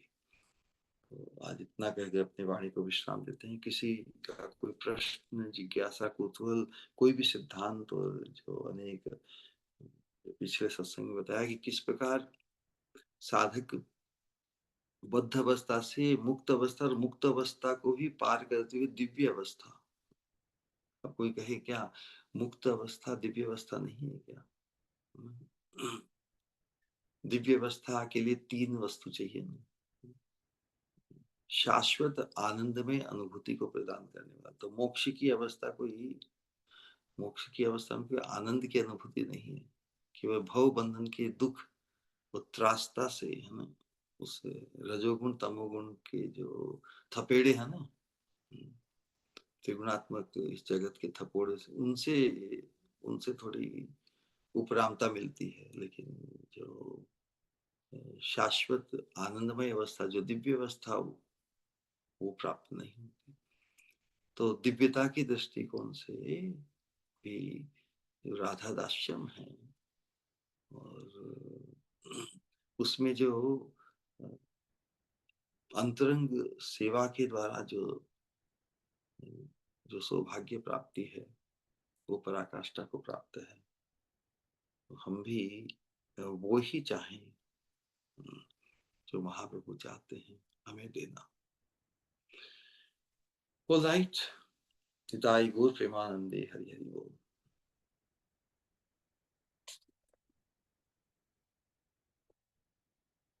कोई कुछ कहना चाहे?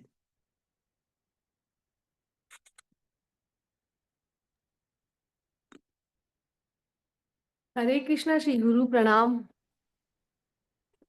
हरे कृष्ण। बारंबार प्रणाम श्री गुरु। हरे कृष्णा। स्वामिनी मतिरस्तु। श्री गुरु, आपके लेक्चर्स में जो एक बात कांस्टेंट रहती है और बहुत ही हृदय को स्पर्श करती है, वो ये है कि आप जो सद्गुरु है, जो भगवान का ही एक शिष्य के लिए कस्टमाइज्ड आविर्भाव विशेष है, उसके बारे में आप इतनी गहरी और इतनी दिव्य समझ देते हैं श्री गुरु, कि संसार में एक्चुअली जैसे जिस फैमिलीज में हम लोग इधर हैं, जो हमारा बैकग्राउंड है, उसमें ऐसा माना जाता है कि साधु के साथ ज्यादा संगति मत करो, साधु से दूर रहो। क्योंकि श्री गुरु, जैसे साधु आप हमको मिले हैं, वैसे साधु मिलना बहुत दुर्लभ है। ऐसे भी कह दिया जाता है कि भाई जनरली कि भाई स्त्रियां जो ज्यादा पुरुष के पास जाती है, गुरु के पास जाती है, गुरु भी उससे भ्रमित हो सकते हैं, ऐसा बहुत कह दिया जाता है। लेकिन श्री गुरु, आज आपने कितना अद्भुत, पहली बार नहीं बहुत बार बोला है कि भाई जो श्री गुरु है वो स्वामिनी का और कृष्ण का, जो भी श्री गुरु को कृष्ण माने या स्वामिनी के रूप में माने, उसका फुलफिलमेंट है, न कि रिप्लेसमेंट।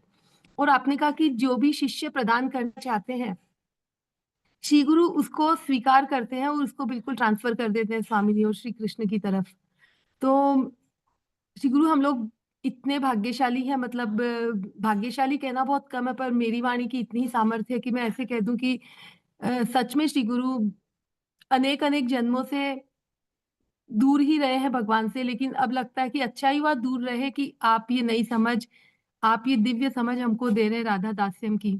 और श्री गुरु बहुत समय हो गया मैं रेगुलरली सुन नहीं पा रही हूँ लेक्चर, तो पिछले पिछले जो 2 लेक्चर्स मैंने आपके सुने यूट्यूब से, तो मुझे इतना अद्भुत लगा। एक ही सेंटेंस ऐसा है कि जैसे अपनी लाइफ चेंज हो सकती है। जैसे आपने गोविंद नाम की जो व्याख्या बताई, श्री गुरु मैं झंकृत हो गई जब आपने कहा गो मतलब इंद्रियां और विंद मतलब प्रयोजन सिद्ध होता है जिनकी सेवा करने से, वो स्वामिनी पर भी और हम जीव मात्र पर भी वही लागू होती है। इतना अद्भुत लगा श्री गुरु की, सच में हमारी इंद्रियों का प्रयोजन तभी सिद्ध होता है जब हम भगवान की, कृष्ण की सेवा करें, और वो अल्टीमेटली हम कर सकते हैं राधा रानी के माध्यम से, क्योंकि Radha Rani is the only render of service. तो बहुत अच्छा लगा श्री गुरु। और एक सेंटेंस जो आपने लास्ट लेक्चर में बोला था कि हम सभी राधा रानी की अंतरंग किंकरियां हैं। मतलब श्री गुरु आपने कितनी कितनी मतलब कितनी अलौकिक पराकाष्ठामय वस्तु से हमारा परिचय कराया आपने। महाप्रभु तो कह के गए, लेकिन हम तो श्री गुरु बिल्कुल अनभिज्ञ रहते। आपको कोटि कोटि प्रणाम श्री गुरु। चिर ऋणी अगर कहूं तो वो भी शब्द बहुत कम है। मैं आपकी चिर ऋणी हूँ श्री गुरु। आपको बारंबार धन्यवाद। हरे कृष्णा, प्रणाम।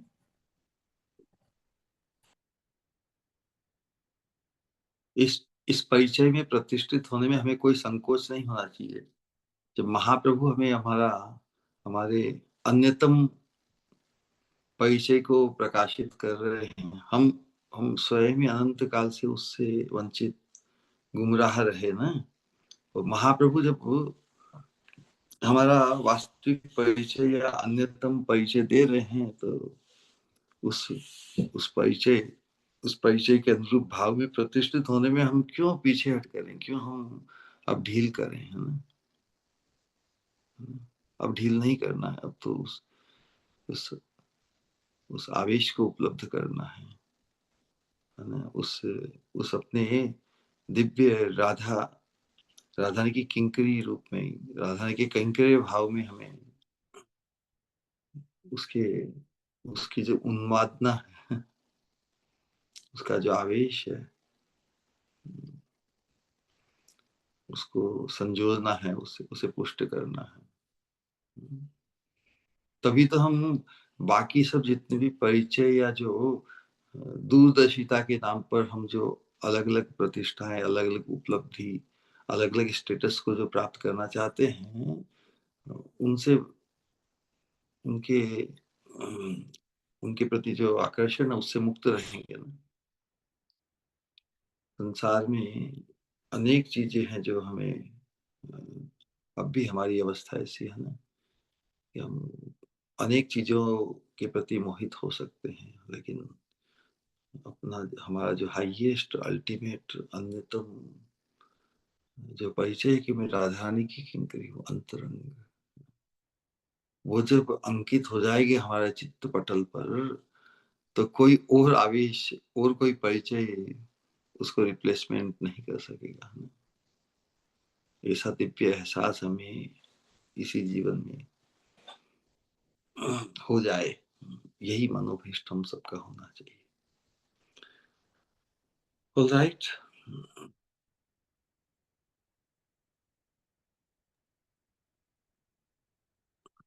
किसी का कोई और हरे सवाल या कृष्णा। कुछ कहना चाहते हैं तो प्लीज।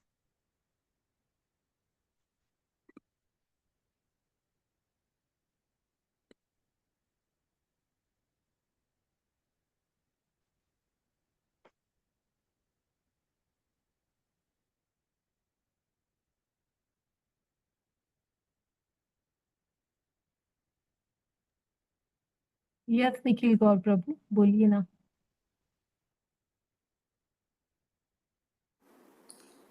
हरे कृष्ण, प्रणाम श्री गुरु। हरे कृष्णा।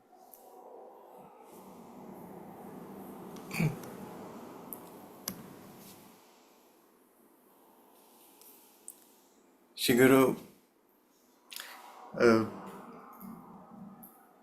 ये जो स्टेटमेंट है ना कि राधा रानी के पद मैं हृदय में धारण करूंगी और श्री कृष्ण का ध्यान करूंगी, ये कितना अपने आप में ही इतना कॉन्ट्रास्ट और इतना पैराडॉक्सिकल स्टेटमेंट है। यस अ, जैसे जैसे आप कहते हैं कि जिस चीज़ को हम हृदय में धारण करते हैं उससे हमारी आसक्ति हो जाती है, वो अटैच हम हो जाते हैं उनसे। और जैसी हमारी चित्तवृत्ति होती है, हमें उस चित्तवृत्ति के हिसाब से ही हमारी सोच, हमारी थिंकिंग भी वैसे ही हो जाती है। तो हमारे थॉट्स का ओरिजिन उस कॉन्शियसनेस से ही होता है। तो जब यहाँ पर राधा रानी को हम कहते हैं कि हम तो राधा रानी को हमारे उनके जो पद है हमारे हृदय में धारण करेंगे, लेकिन हमारे ध्यान और चिंतन में श्री कृष्ण आप रहेंगे। तो किस प्रकार से दोनों जुगल सरकार की जो जैसे एक ही प्रतीत हो रहे हैं, अलग अलग नहीं है कि अटैचमेंट राधा रानी के चरणों से और ध्यान अगर श्री कृष्ण का हो रहा है तो अलग नहीं है, एक ही है। ध्यान में तो दोनों एक साथ ही रहने चाहिए। Very wonderful. यस यस, है ना, दोनों एक साथ होकर ही, लेकिन जो मुख्य परिचय है राधा रानी के संबंध से ही है। मैं राधा रानी की किंकरी हूँ, जैसा पिछले सत्संग में कहा कि कोई कृष्ण की किंकरी नहीं कहलाती। कहलाती है क्या? नहीं शिविर। कृष्ण की तो गोपी कहलाती है। तो जब गोपी किंकरी आख्या को प्राप्त करती है, वो एक्सक्लूसिव राधा रानी की हो जाती है। गोपियों के अलग अलग प्रकार है ना, कुछ नायिका भाव से संपन्न है, जो अन्य पक्ष की गोपी चंद्रावली, सुहृद पक्ष और तटस्थ पक्ष की गोपियां हैं, रास में सभी भाग लेती है नायिका बुद्धि से। और कुछ सखी भाव को प्राप्त है। हर युथेश्वरी अलग अलग सखियां होती है। अष्ट सखियां राधा रानी की, उसी प्रकार सभी चंद्रावली आदि की भी सखियां होती है। फिर जो बाल्यदासी बनकर जो अंतरंग सेवा करती है, वो मंजरी कहलाती है। सभी गोपी ही है। ले गोपी के जो 3 कैटेगरीज है, नायिका गोपी, सखी गोपी और मंजरी गोपी। तो मंजरी का ध्यान यही है कि जो मेरी स्वामिनी को, जो स्वामिनी के लिए जो एकांतिक परम चिंतनीय है, वो मेरी स्वामिनी को कितने भाते हैं। स्वामिनी को इतने भाते इसलिए उनका ध्यान करना, मेरी स्वामिनी को कितने भाते हैं। तो स्वामिनी की जो पसंद है, स्वामिनी की जो चाहत है, उसके प्रति तो एप्रिसिएशन बढ़ना चाहिए ना। हाउ मच वी वैल्यू स्वामिनी। तो जिसे स्वामिनी वैल्यू करती है, वो भी कितने अद्भुत है ना। उसने कहा कि यदि राधा रानी का नाम नव सुंदर सीधु मुग्धम, नव सुंदर सीधु मतलब अमृत, अमृत के लिए है ना, अमृतवत मनोहर यदि राधा रानी का नाम, तो जो राधा रानी को भाता है वो कृष्ण नाम कैसा है? कृष्ण नाम अद्भुत, घन दुग्ध की तरह सुस्वादु है। राधा रानी अपने आप में ही इतनी अनूठी है, मादनाक्य महाभाव की मूर्ति है।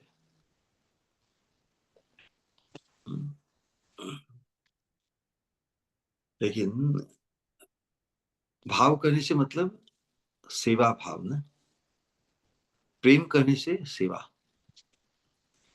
तो राधा रानी का भाव, उनके हृदय में जो अनुराग है, वो श्याम सुंदर को सुखी करने के लिए हम तो नए नए अपनी भाव वैचित्र्य को व्यक्त करके श्याम सुंदर को उन्मादित करते हुए परम चमत्कारकारी रसास्वादन कराती है राधा। तो भाव की राधा ने जो साक्षात भाव की मूर्ति है, उस भाव की जो पूर्ति है, भाव की पूर्णता अथवा जो उसकी सफलता है, जिनके प्रति भाव है उनके अभिष्ट की पूर्ति। इसलिए भगवान श्याम सुंदर एकांतिक भाव से 24/7 राधा रानी में ही अनुरक्त है। ऐसा नहीं कि गोपियां 100% भगवान में अनुरक्त नहीं है। सभी गोपियां 100% फुल्ली डिवोटेड, फुल्ली अनुरक्त श्याम सुंदर में। उसके बावजूद भी श्याम सुंदर मोहित होकर वशीभूत बने रहते हैं राधा रानी के प्रति। राधा रानी के भाव की वैचित्री, भाव का प्रकाश श्याम सुंदर को इतना ओतप्रोत कर देता है, अभिभूत कर देता है। ये कैसी अवस्था। श्याम सुंदर के शब्द स्पर्श रूप रस का आस्वादन करके राधा रानी की जो अवस्था होती है, उसे देखकर श्याम सुंदर भी ठगे से रह जाते हैं कि कोई इतना भी प्रेम कर सकता है। भगवान क्या सोचते हैं, कोई इतना भी प्रेम कर सकता है किसी को? क्या मैं इतना लवेबल हूं? भगवान को ये कुतूहल होता है। एम आई दैट लवेबल, जितना प्रेम मुझे राधा रानी करती है? तो शायद मुझे ही मेरे माधुर्य का पता नहीं। मैं भी तो राधा रानी को प्रेम करता हूँ, लेकिन जिस स्तर पर ये प्रेम करती है, उसका जो आनंद अलग ही है। तो प्रेम के विषय बनकर मैं उस आस्वादन से वंचित हूँ, इसलिए स्वयं प्रेम का आश्रय बनने के लिए आतुर होते हैं। और उसी पूर्ति रूप में महाप्रभु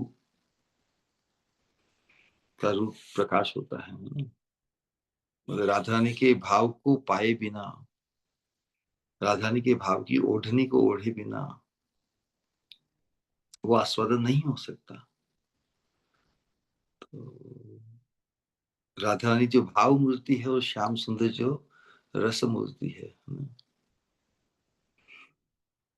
दोनों जब मिलित होते हैं तब भाव का प्रोमिनेंस प्रकाशित हो जाता है। तो राधा श्याम के मिलन में महाप्रभु जब प्रकट होते हैं, तो महाप्रभु में जो प्रोमिनेंस है वो राधा रानी का ही है। देखो ना, उस भाव की ओढ़नी में श्याम सुंदर की श्यामलता छुप गई है ना, ढक गई। तो जो प्रोमिनेंट वस्तु होती है, कोई दो चीजों को मिला है, तो जो जिस वस्तु का अधिक प्रोमिनेंस होता है वो प्रोमिनेंस को धारण कर लेती है ना। तो महाप्रभु के रूप में भी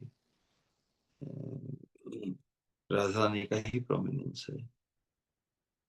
राधा भाव मंडित श्याम, राधा भाव मंडित, जो जिसका मंडन होता है, महिमा तो उसी की प्रकाशित होती है ना।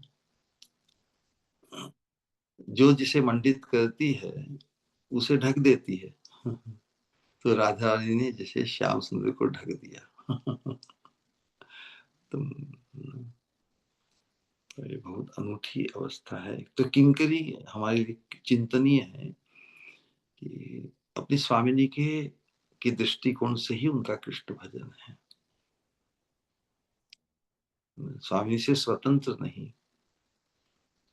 जो हमारी स्वामिनी को इतने प्रिय हैं, तो क्या हमें कम प्रिय होंगे? हम उसको नजरअंदाज करेंगे? नहीं।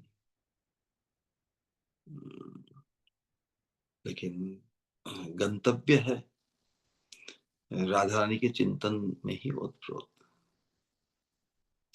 तो यही अनूठा है कृष्ण भजन, मंजरी भाव के उपासकों का।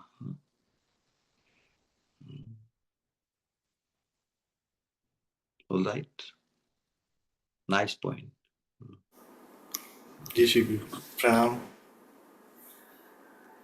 फिर स्वामी ने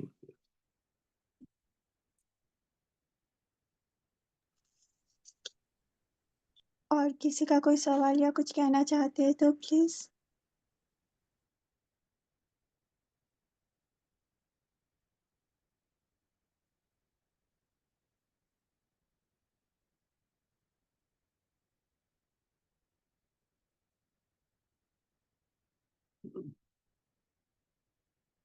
All right, then फिर प्रणाम श्री गुरु। हरे कृष्णा। हरे कृष्ण। मुझे कुछ कहना है, कहो। Sure.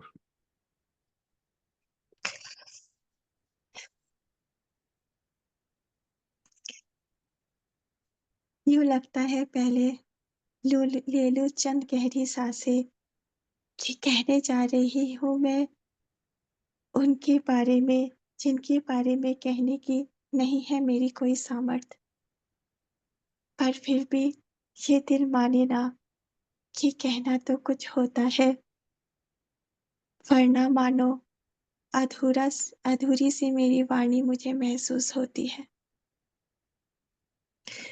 वाणी ये लगती है वृथा, जो कहे नहीं वो मेरे श्री गुरु के बारे में दो शब्द, बाकी तो और कुछ आता नहीं, बस उन्हीं के शब्दों को गोल गोल घुमाकर कह देती हूँ। जो अद्भुत एहसास जो बिखेरते हो आप, क्या मैं उसे कहूँ, पर फिर भी कृपा आपकी ही कि जो कण मात्र वो महसूस जो छाप हृदय में छोड़ जाते हैं, बस उसी को शब्दों देने की वृथा प्रयास करती हूँ। ना तो है कोई सुर मुझ में, ना तो है कोई राग मुझ में, पर फिर भी जाने क्यों आप ही के सामने राधे श्याम के एहसासों को, जो मेरे एहसास जो आप ही देते हो, उसी में गाथ कर मानो, उसी धागे में गाथ कर मानो, उसे गुनगुनाने का दिल करता है।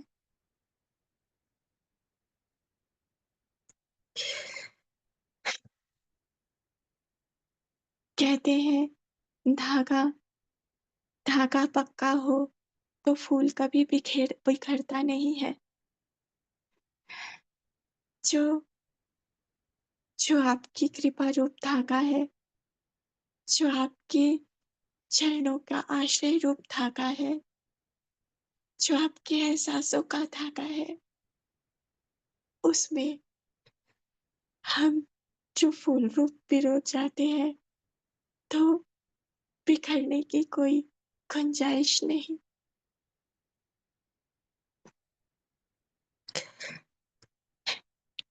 कहते हो जो कुछ कुछ बातें ऐसी हृदय में एक ऐसा एहसास का प्रलेप दे देता है, जो मानो संसार के हर विषय रूपी लेप के ऊपर बहुत भारी पड़ जाता है।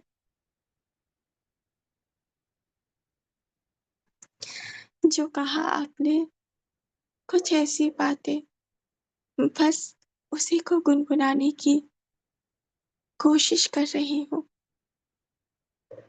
राधा नाम का अमृत जो मिले, कृष्ण नाम की खोए से, राधा नाम का अमृत जो मिले, कृष्ण नाम की खोए से, तभी तो वो मानो उसमें आती है सौरभ ऐसी, जो बना देता है स्वादिष्ट उस खोए को।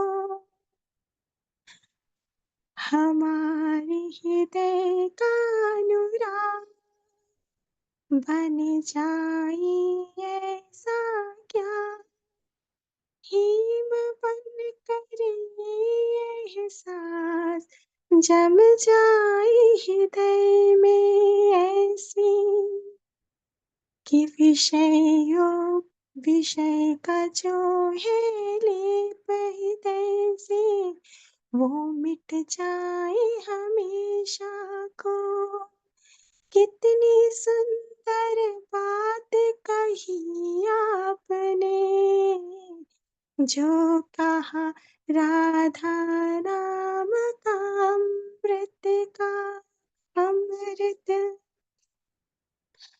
बना दिया राधा दाशन को, ऐसी आकर्षक मंजिल बना दिया राधा दाशन को, ऐसी आकर्षक मंजिल हर खोज मानो पूरी होती है, हर खोज मानो पूरी होती है।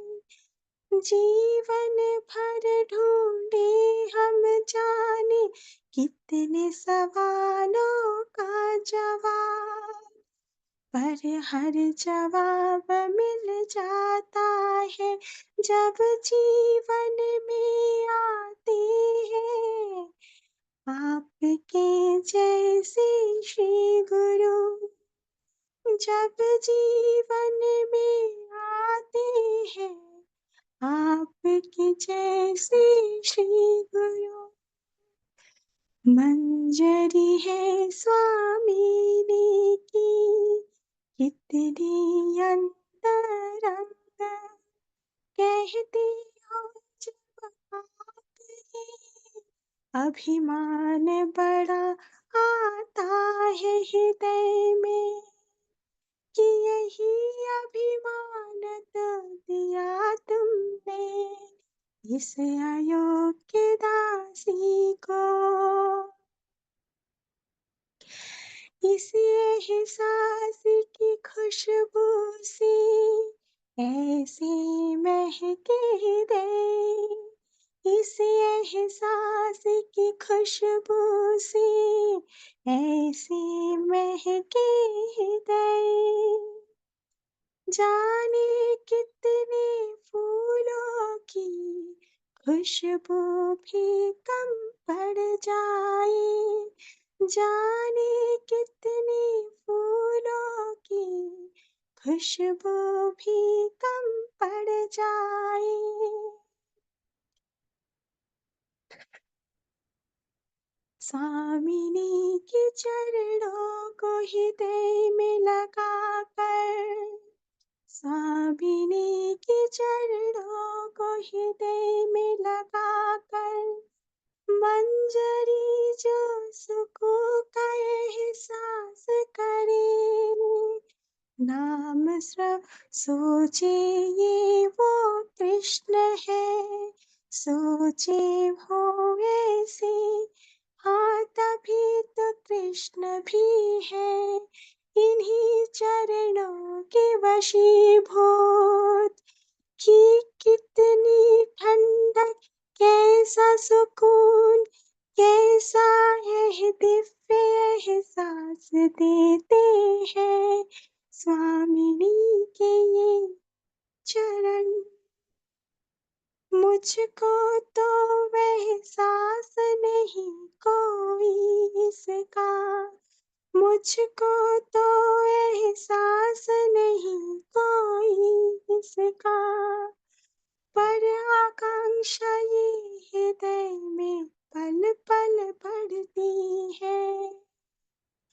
हाँ जब चरणों को आपकी मैं करती हूँ स्पर्श, स्वामिनी के चरणों का एहसास वो देती है।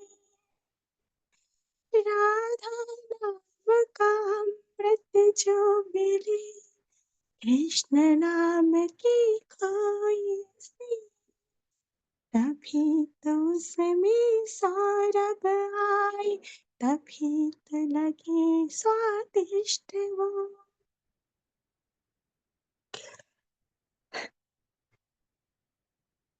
जो ये अद्भुत एहसास स्वामिनी की मंजरी का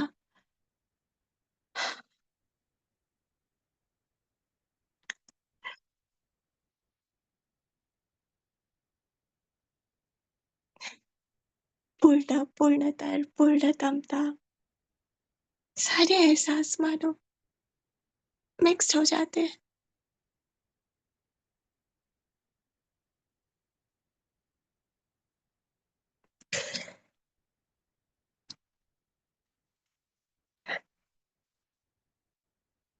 धन्यवाद शब्द इज नेवर एवर सफिशिएंट, पर फिर भी हर एक बात के लिए, जो सौभाग्य दिया उस बात के लिए कोटि कोटि धन्यवाद श्री गुरु। प्रणाम। हरे कृष्ण।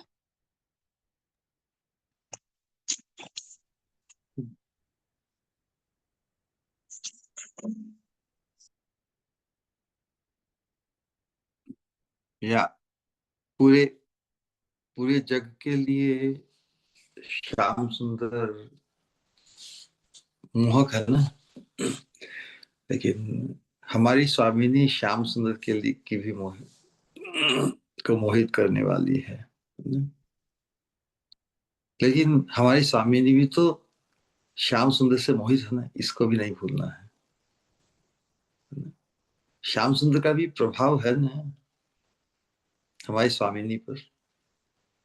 तो जो जो हमारी स्वामिनी को प्रभावित करते हैं, उनका भी चिंतन स्वामिनी के उद्देश्य से होना चाहिए। यही तो चिंतन है किंकरी के लिए, जिसे हमारी स्वामिनी इतना वैल्यू करती है। हमारे लिए भी वो वैल्यूएबल है उनके उद्देश्य से। उनका ख्याल, उनके सुख का विचार, उनका चिंतन इत्यादि, कि हम शाही का है ना। तो राधा रानी को अपने प्रीतम को सुखी करने का जो उनका उल्लास है, जो उनकी आकांक्षा है, उसकी पूर्ति हेतु हमें श्याम सुंदर से भी परिचित होना है। राधा रानी के उद्देश्य से किस्सा अनुठान, अपने उद्देश्य से नहीं, स्वामिनी के उद्देश्य से, जो स्वामिनी के लिए एकांतिक परम चिंतनीय, एकांतिक सुख के स्रोत है, एकांतिक उनके हृदय के अनुराग के एकमात्र आस्पद है। उनका भजन हम क्यों नहीं करेंगे? लेकिन स्वामिनी के हैं इसके उद्देश्य, इस दृष्टिकोण से हमारा मुख्य परिचय राधा रानी के संबंध से है। इस बात को बिठाना है, तो फिर हम जिनका नाम राधा रानी भी रखती है, जिनके रूप, जिनका नाम रूप गुण सभी हमारी स्वामिनी को भी, स्वामिनी के लिए भी परम परम वांछनीय है, परम आह्लादकारी है, इसलिए हम उसे वैल्यू करते हैं। यही मंजरियों का कृष्ण भजन है। पूजा कुछ कहना चाहती हूँ? हाँ जी, प्रणाम श्री गुरु। सॉरी मैं थोड़ा लेट हो गई बोलने में। श्री गुरु एक बात कहनी थी, जैसे चातुर्मास स्टार्ट हो रहा है ना, तो इतने सारे फॉरवर्ड्स और ये सब ऐसे करना है वैसे करना है। सच कहूँ श्री गुरु, कोई भी मैसेज को देखने का मन नहीं करता, बस यही मन में आता है कि हाँ चातुर्मास आ रहा है, मेरे श्री गुरु को लेके आ रहा है। और श्री गुरु जो आप सत्संग में कल बता रहे थे कि हमें एडजस्ट होना है, हमें अपने आप को चेंज करना है, ये लाइन इतनी मतलब एक इतना मतलब अंदर तक है ना, ऐसा खलबली मचा के रख दिए कि अरे हमें कैसे रहना है। और वास्तव में श्री गुरु हर सत्संग में जो आप हमें सरल बनाने का मतलब प्रयास करते हैं, चाहे राधा दास्यम से हो, चाहे सांसारिक तौर से हो, मतलब दिखाना तो हम चाहते हैं कि हम कितने सरल हैं, लेकिन अंदर में एक्चुअली सरल कैसा होना है अंदर से, ये चीज़ हमें बहुत हेल्प करती है श्री गुरु। और जो आप बता रहे थे आज पूर्ण शरणागत साधक के मतलब के बारे में, तो श्री गुरु आपने ऐसे-ऐसे अनमोल मोती हमें दिए हैं कि बस आपकी और उनकी कृपा से हम थोड़ा बहुत जो भी समझ पा रहे हैं, आपको सुन पा रहे हैं और अपने आप में चेंज ला पा रहे हैं। आपकी बहुत-बहुत कृपा है श्री गुरु। हरे कृष्णा। प्रणाम।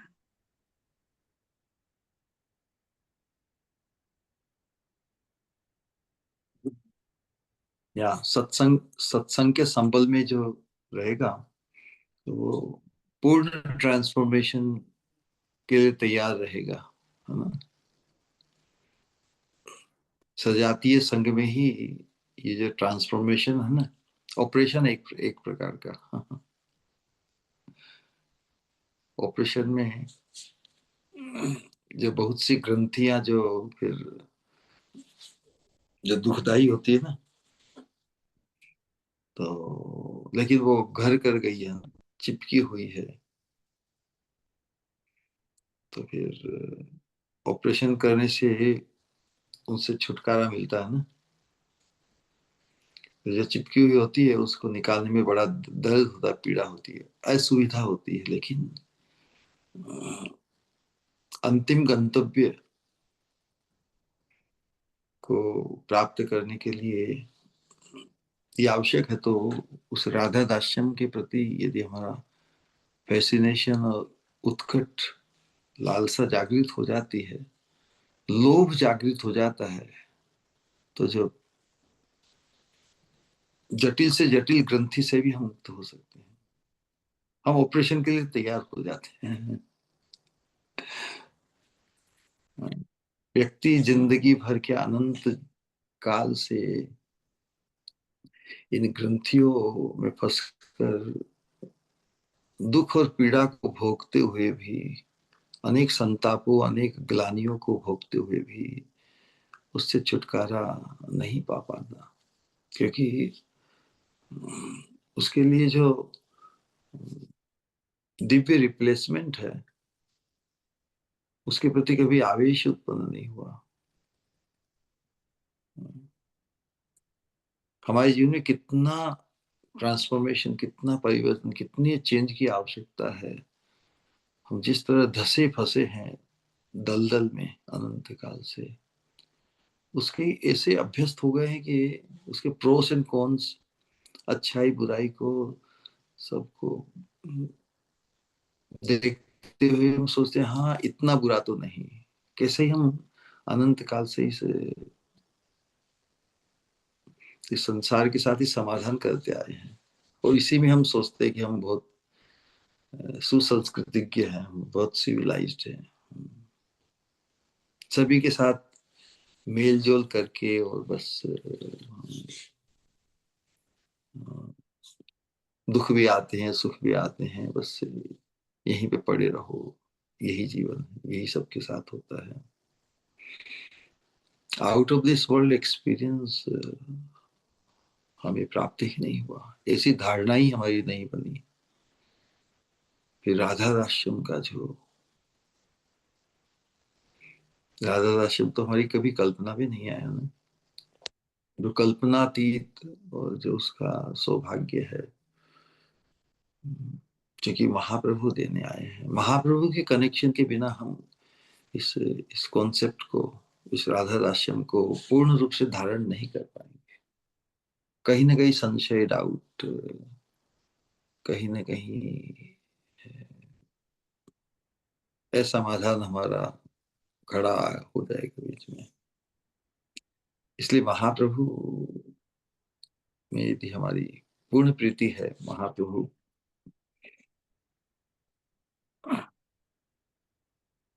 में हमारी पूर्ण श्रद्धा है, तो फिर हम और किसी अन्य वस्तु को लक्ष्य कर ही नहीं पाएंगे। इतना एक्सक्लूसिव हो जाएगा।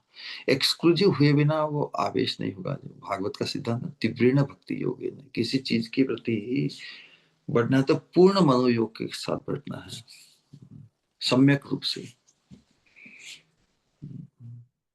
तो पूर्ण मनोयोग तो तभी होगा जब उसके सामने तुलनात्मक दृष्टि से कोई भी वस्तु में फैसिनेट कर नहीं पाएगी। बड़े से बड़ा पद भी, शास्त्रों में आता है ना कि न नाक पृष्ठम न च पारमेष्टम न सार्वभौमम न रसाधिपत्यम न योग सिद्धि पुनर्भवम वा समंजस्य त्वाम विरह्य कांक्षे।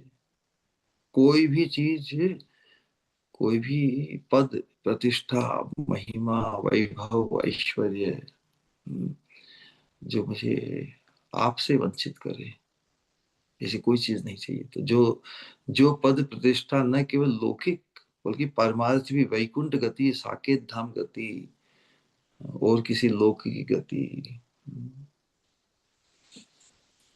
कोई भी अवस्था, लौकिक पारलौकिक, जो मुझे राधा दास्यम, राधा ने के कंकृत्व को उपलब्ध करने में बाधित करे, वो मुझे कुछ नहीं चाहिए। इतना एकांतिक निष्ठा। तो इसलिए सजातीय संघ बहुत क्रिटिकल है।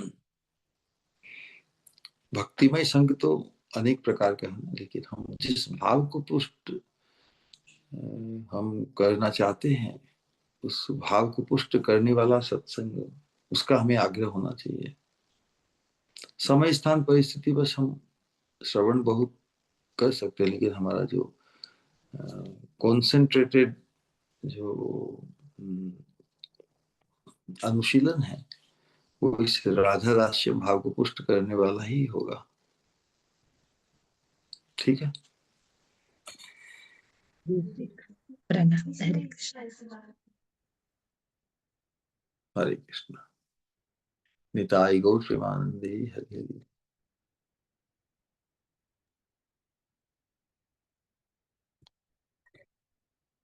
हम सिर्फ 3 बार हरे कृष्ण महामंत्र कहेंगे प्रियता और पूज्यता के भाव से हमारे प्रिय श्री गुरु के सामने। हरे कृष्णा हरे कृष्णा हरे कृष्णा कृष्णा कृष्णा हरे हरे हरे राम राम राम हरे हरे हरे कृष्णा कृष्णा हरे कृष्णा कृष्णा हरे हरे कृष्णा हरे कृष्णा राम कृष्णा हरे राम हरे राम हरे राम हरे राम हरे राम कृष्णा हरे कृष्णा हरे हरे हरे हरे हरे कृष्णा राम हरे कृष्णा कृष्णा हरे कृष्णा कृष्णा कृष्णा कृष्णा हरे कृष्णा हरे हरे हरे हरे राम हरे राम राम राम राम हरे राम हरे हरे हरे। हरे हरे। परम पूज्य भक्ति स्वरूप गोविंद महाराज जी की जय जय जय जय जय समावेत निताई गौर भक्तविंद की जय। निताई गौर प्रेमानंदे। हरि हरि बोल। प्रणाम श्री गुरु। हरे प्रणाम श्री गुरु। दंडवत प्रणाम गुरुदेव। हरे कृष्णा श्री स्वामिनी अस्तु। प्रणाम हरे कृष्णा प्रणाम श्री गुरु। हरे कृष्णा हरे प्रणाम श्री गुरु। हरे कृष्णा। वेलकम। निताई गौर हरे कृष्ण प्रेमानंदे। श्री गुरु दंडवत प्रणाम। हरे कृष्णा श्री स्वामिनी अस्तु। गौर प्रेमानंदे। हरि हरि। हरे कृष्णा। प्रणाम Shri Guru. Hare Krishna. So nice. Welcome. Gaur प्रेमानंदे। हरि हरि।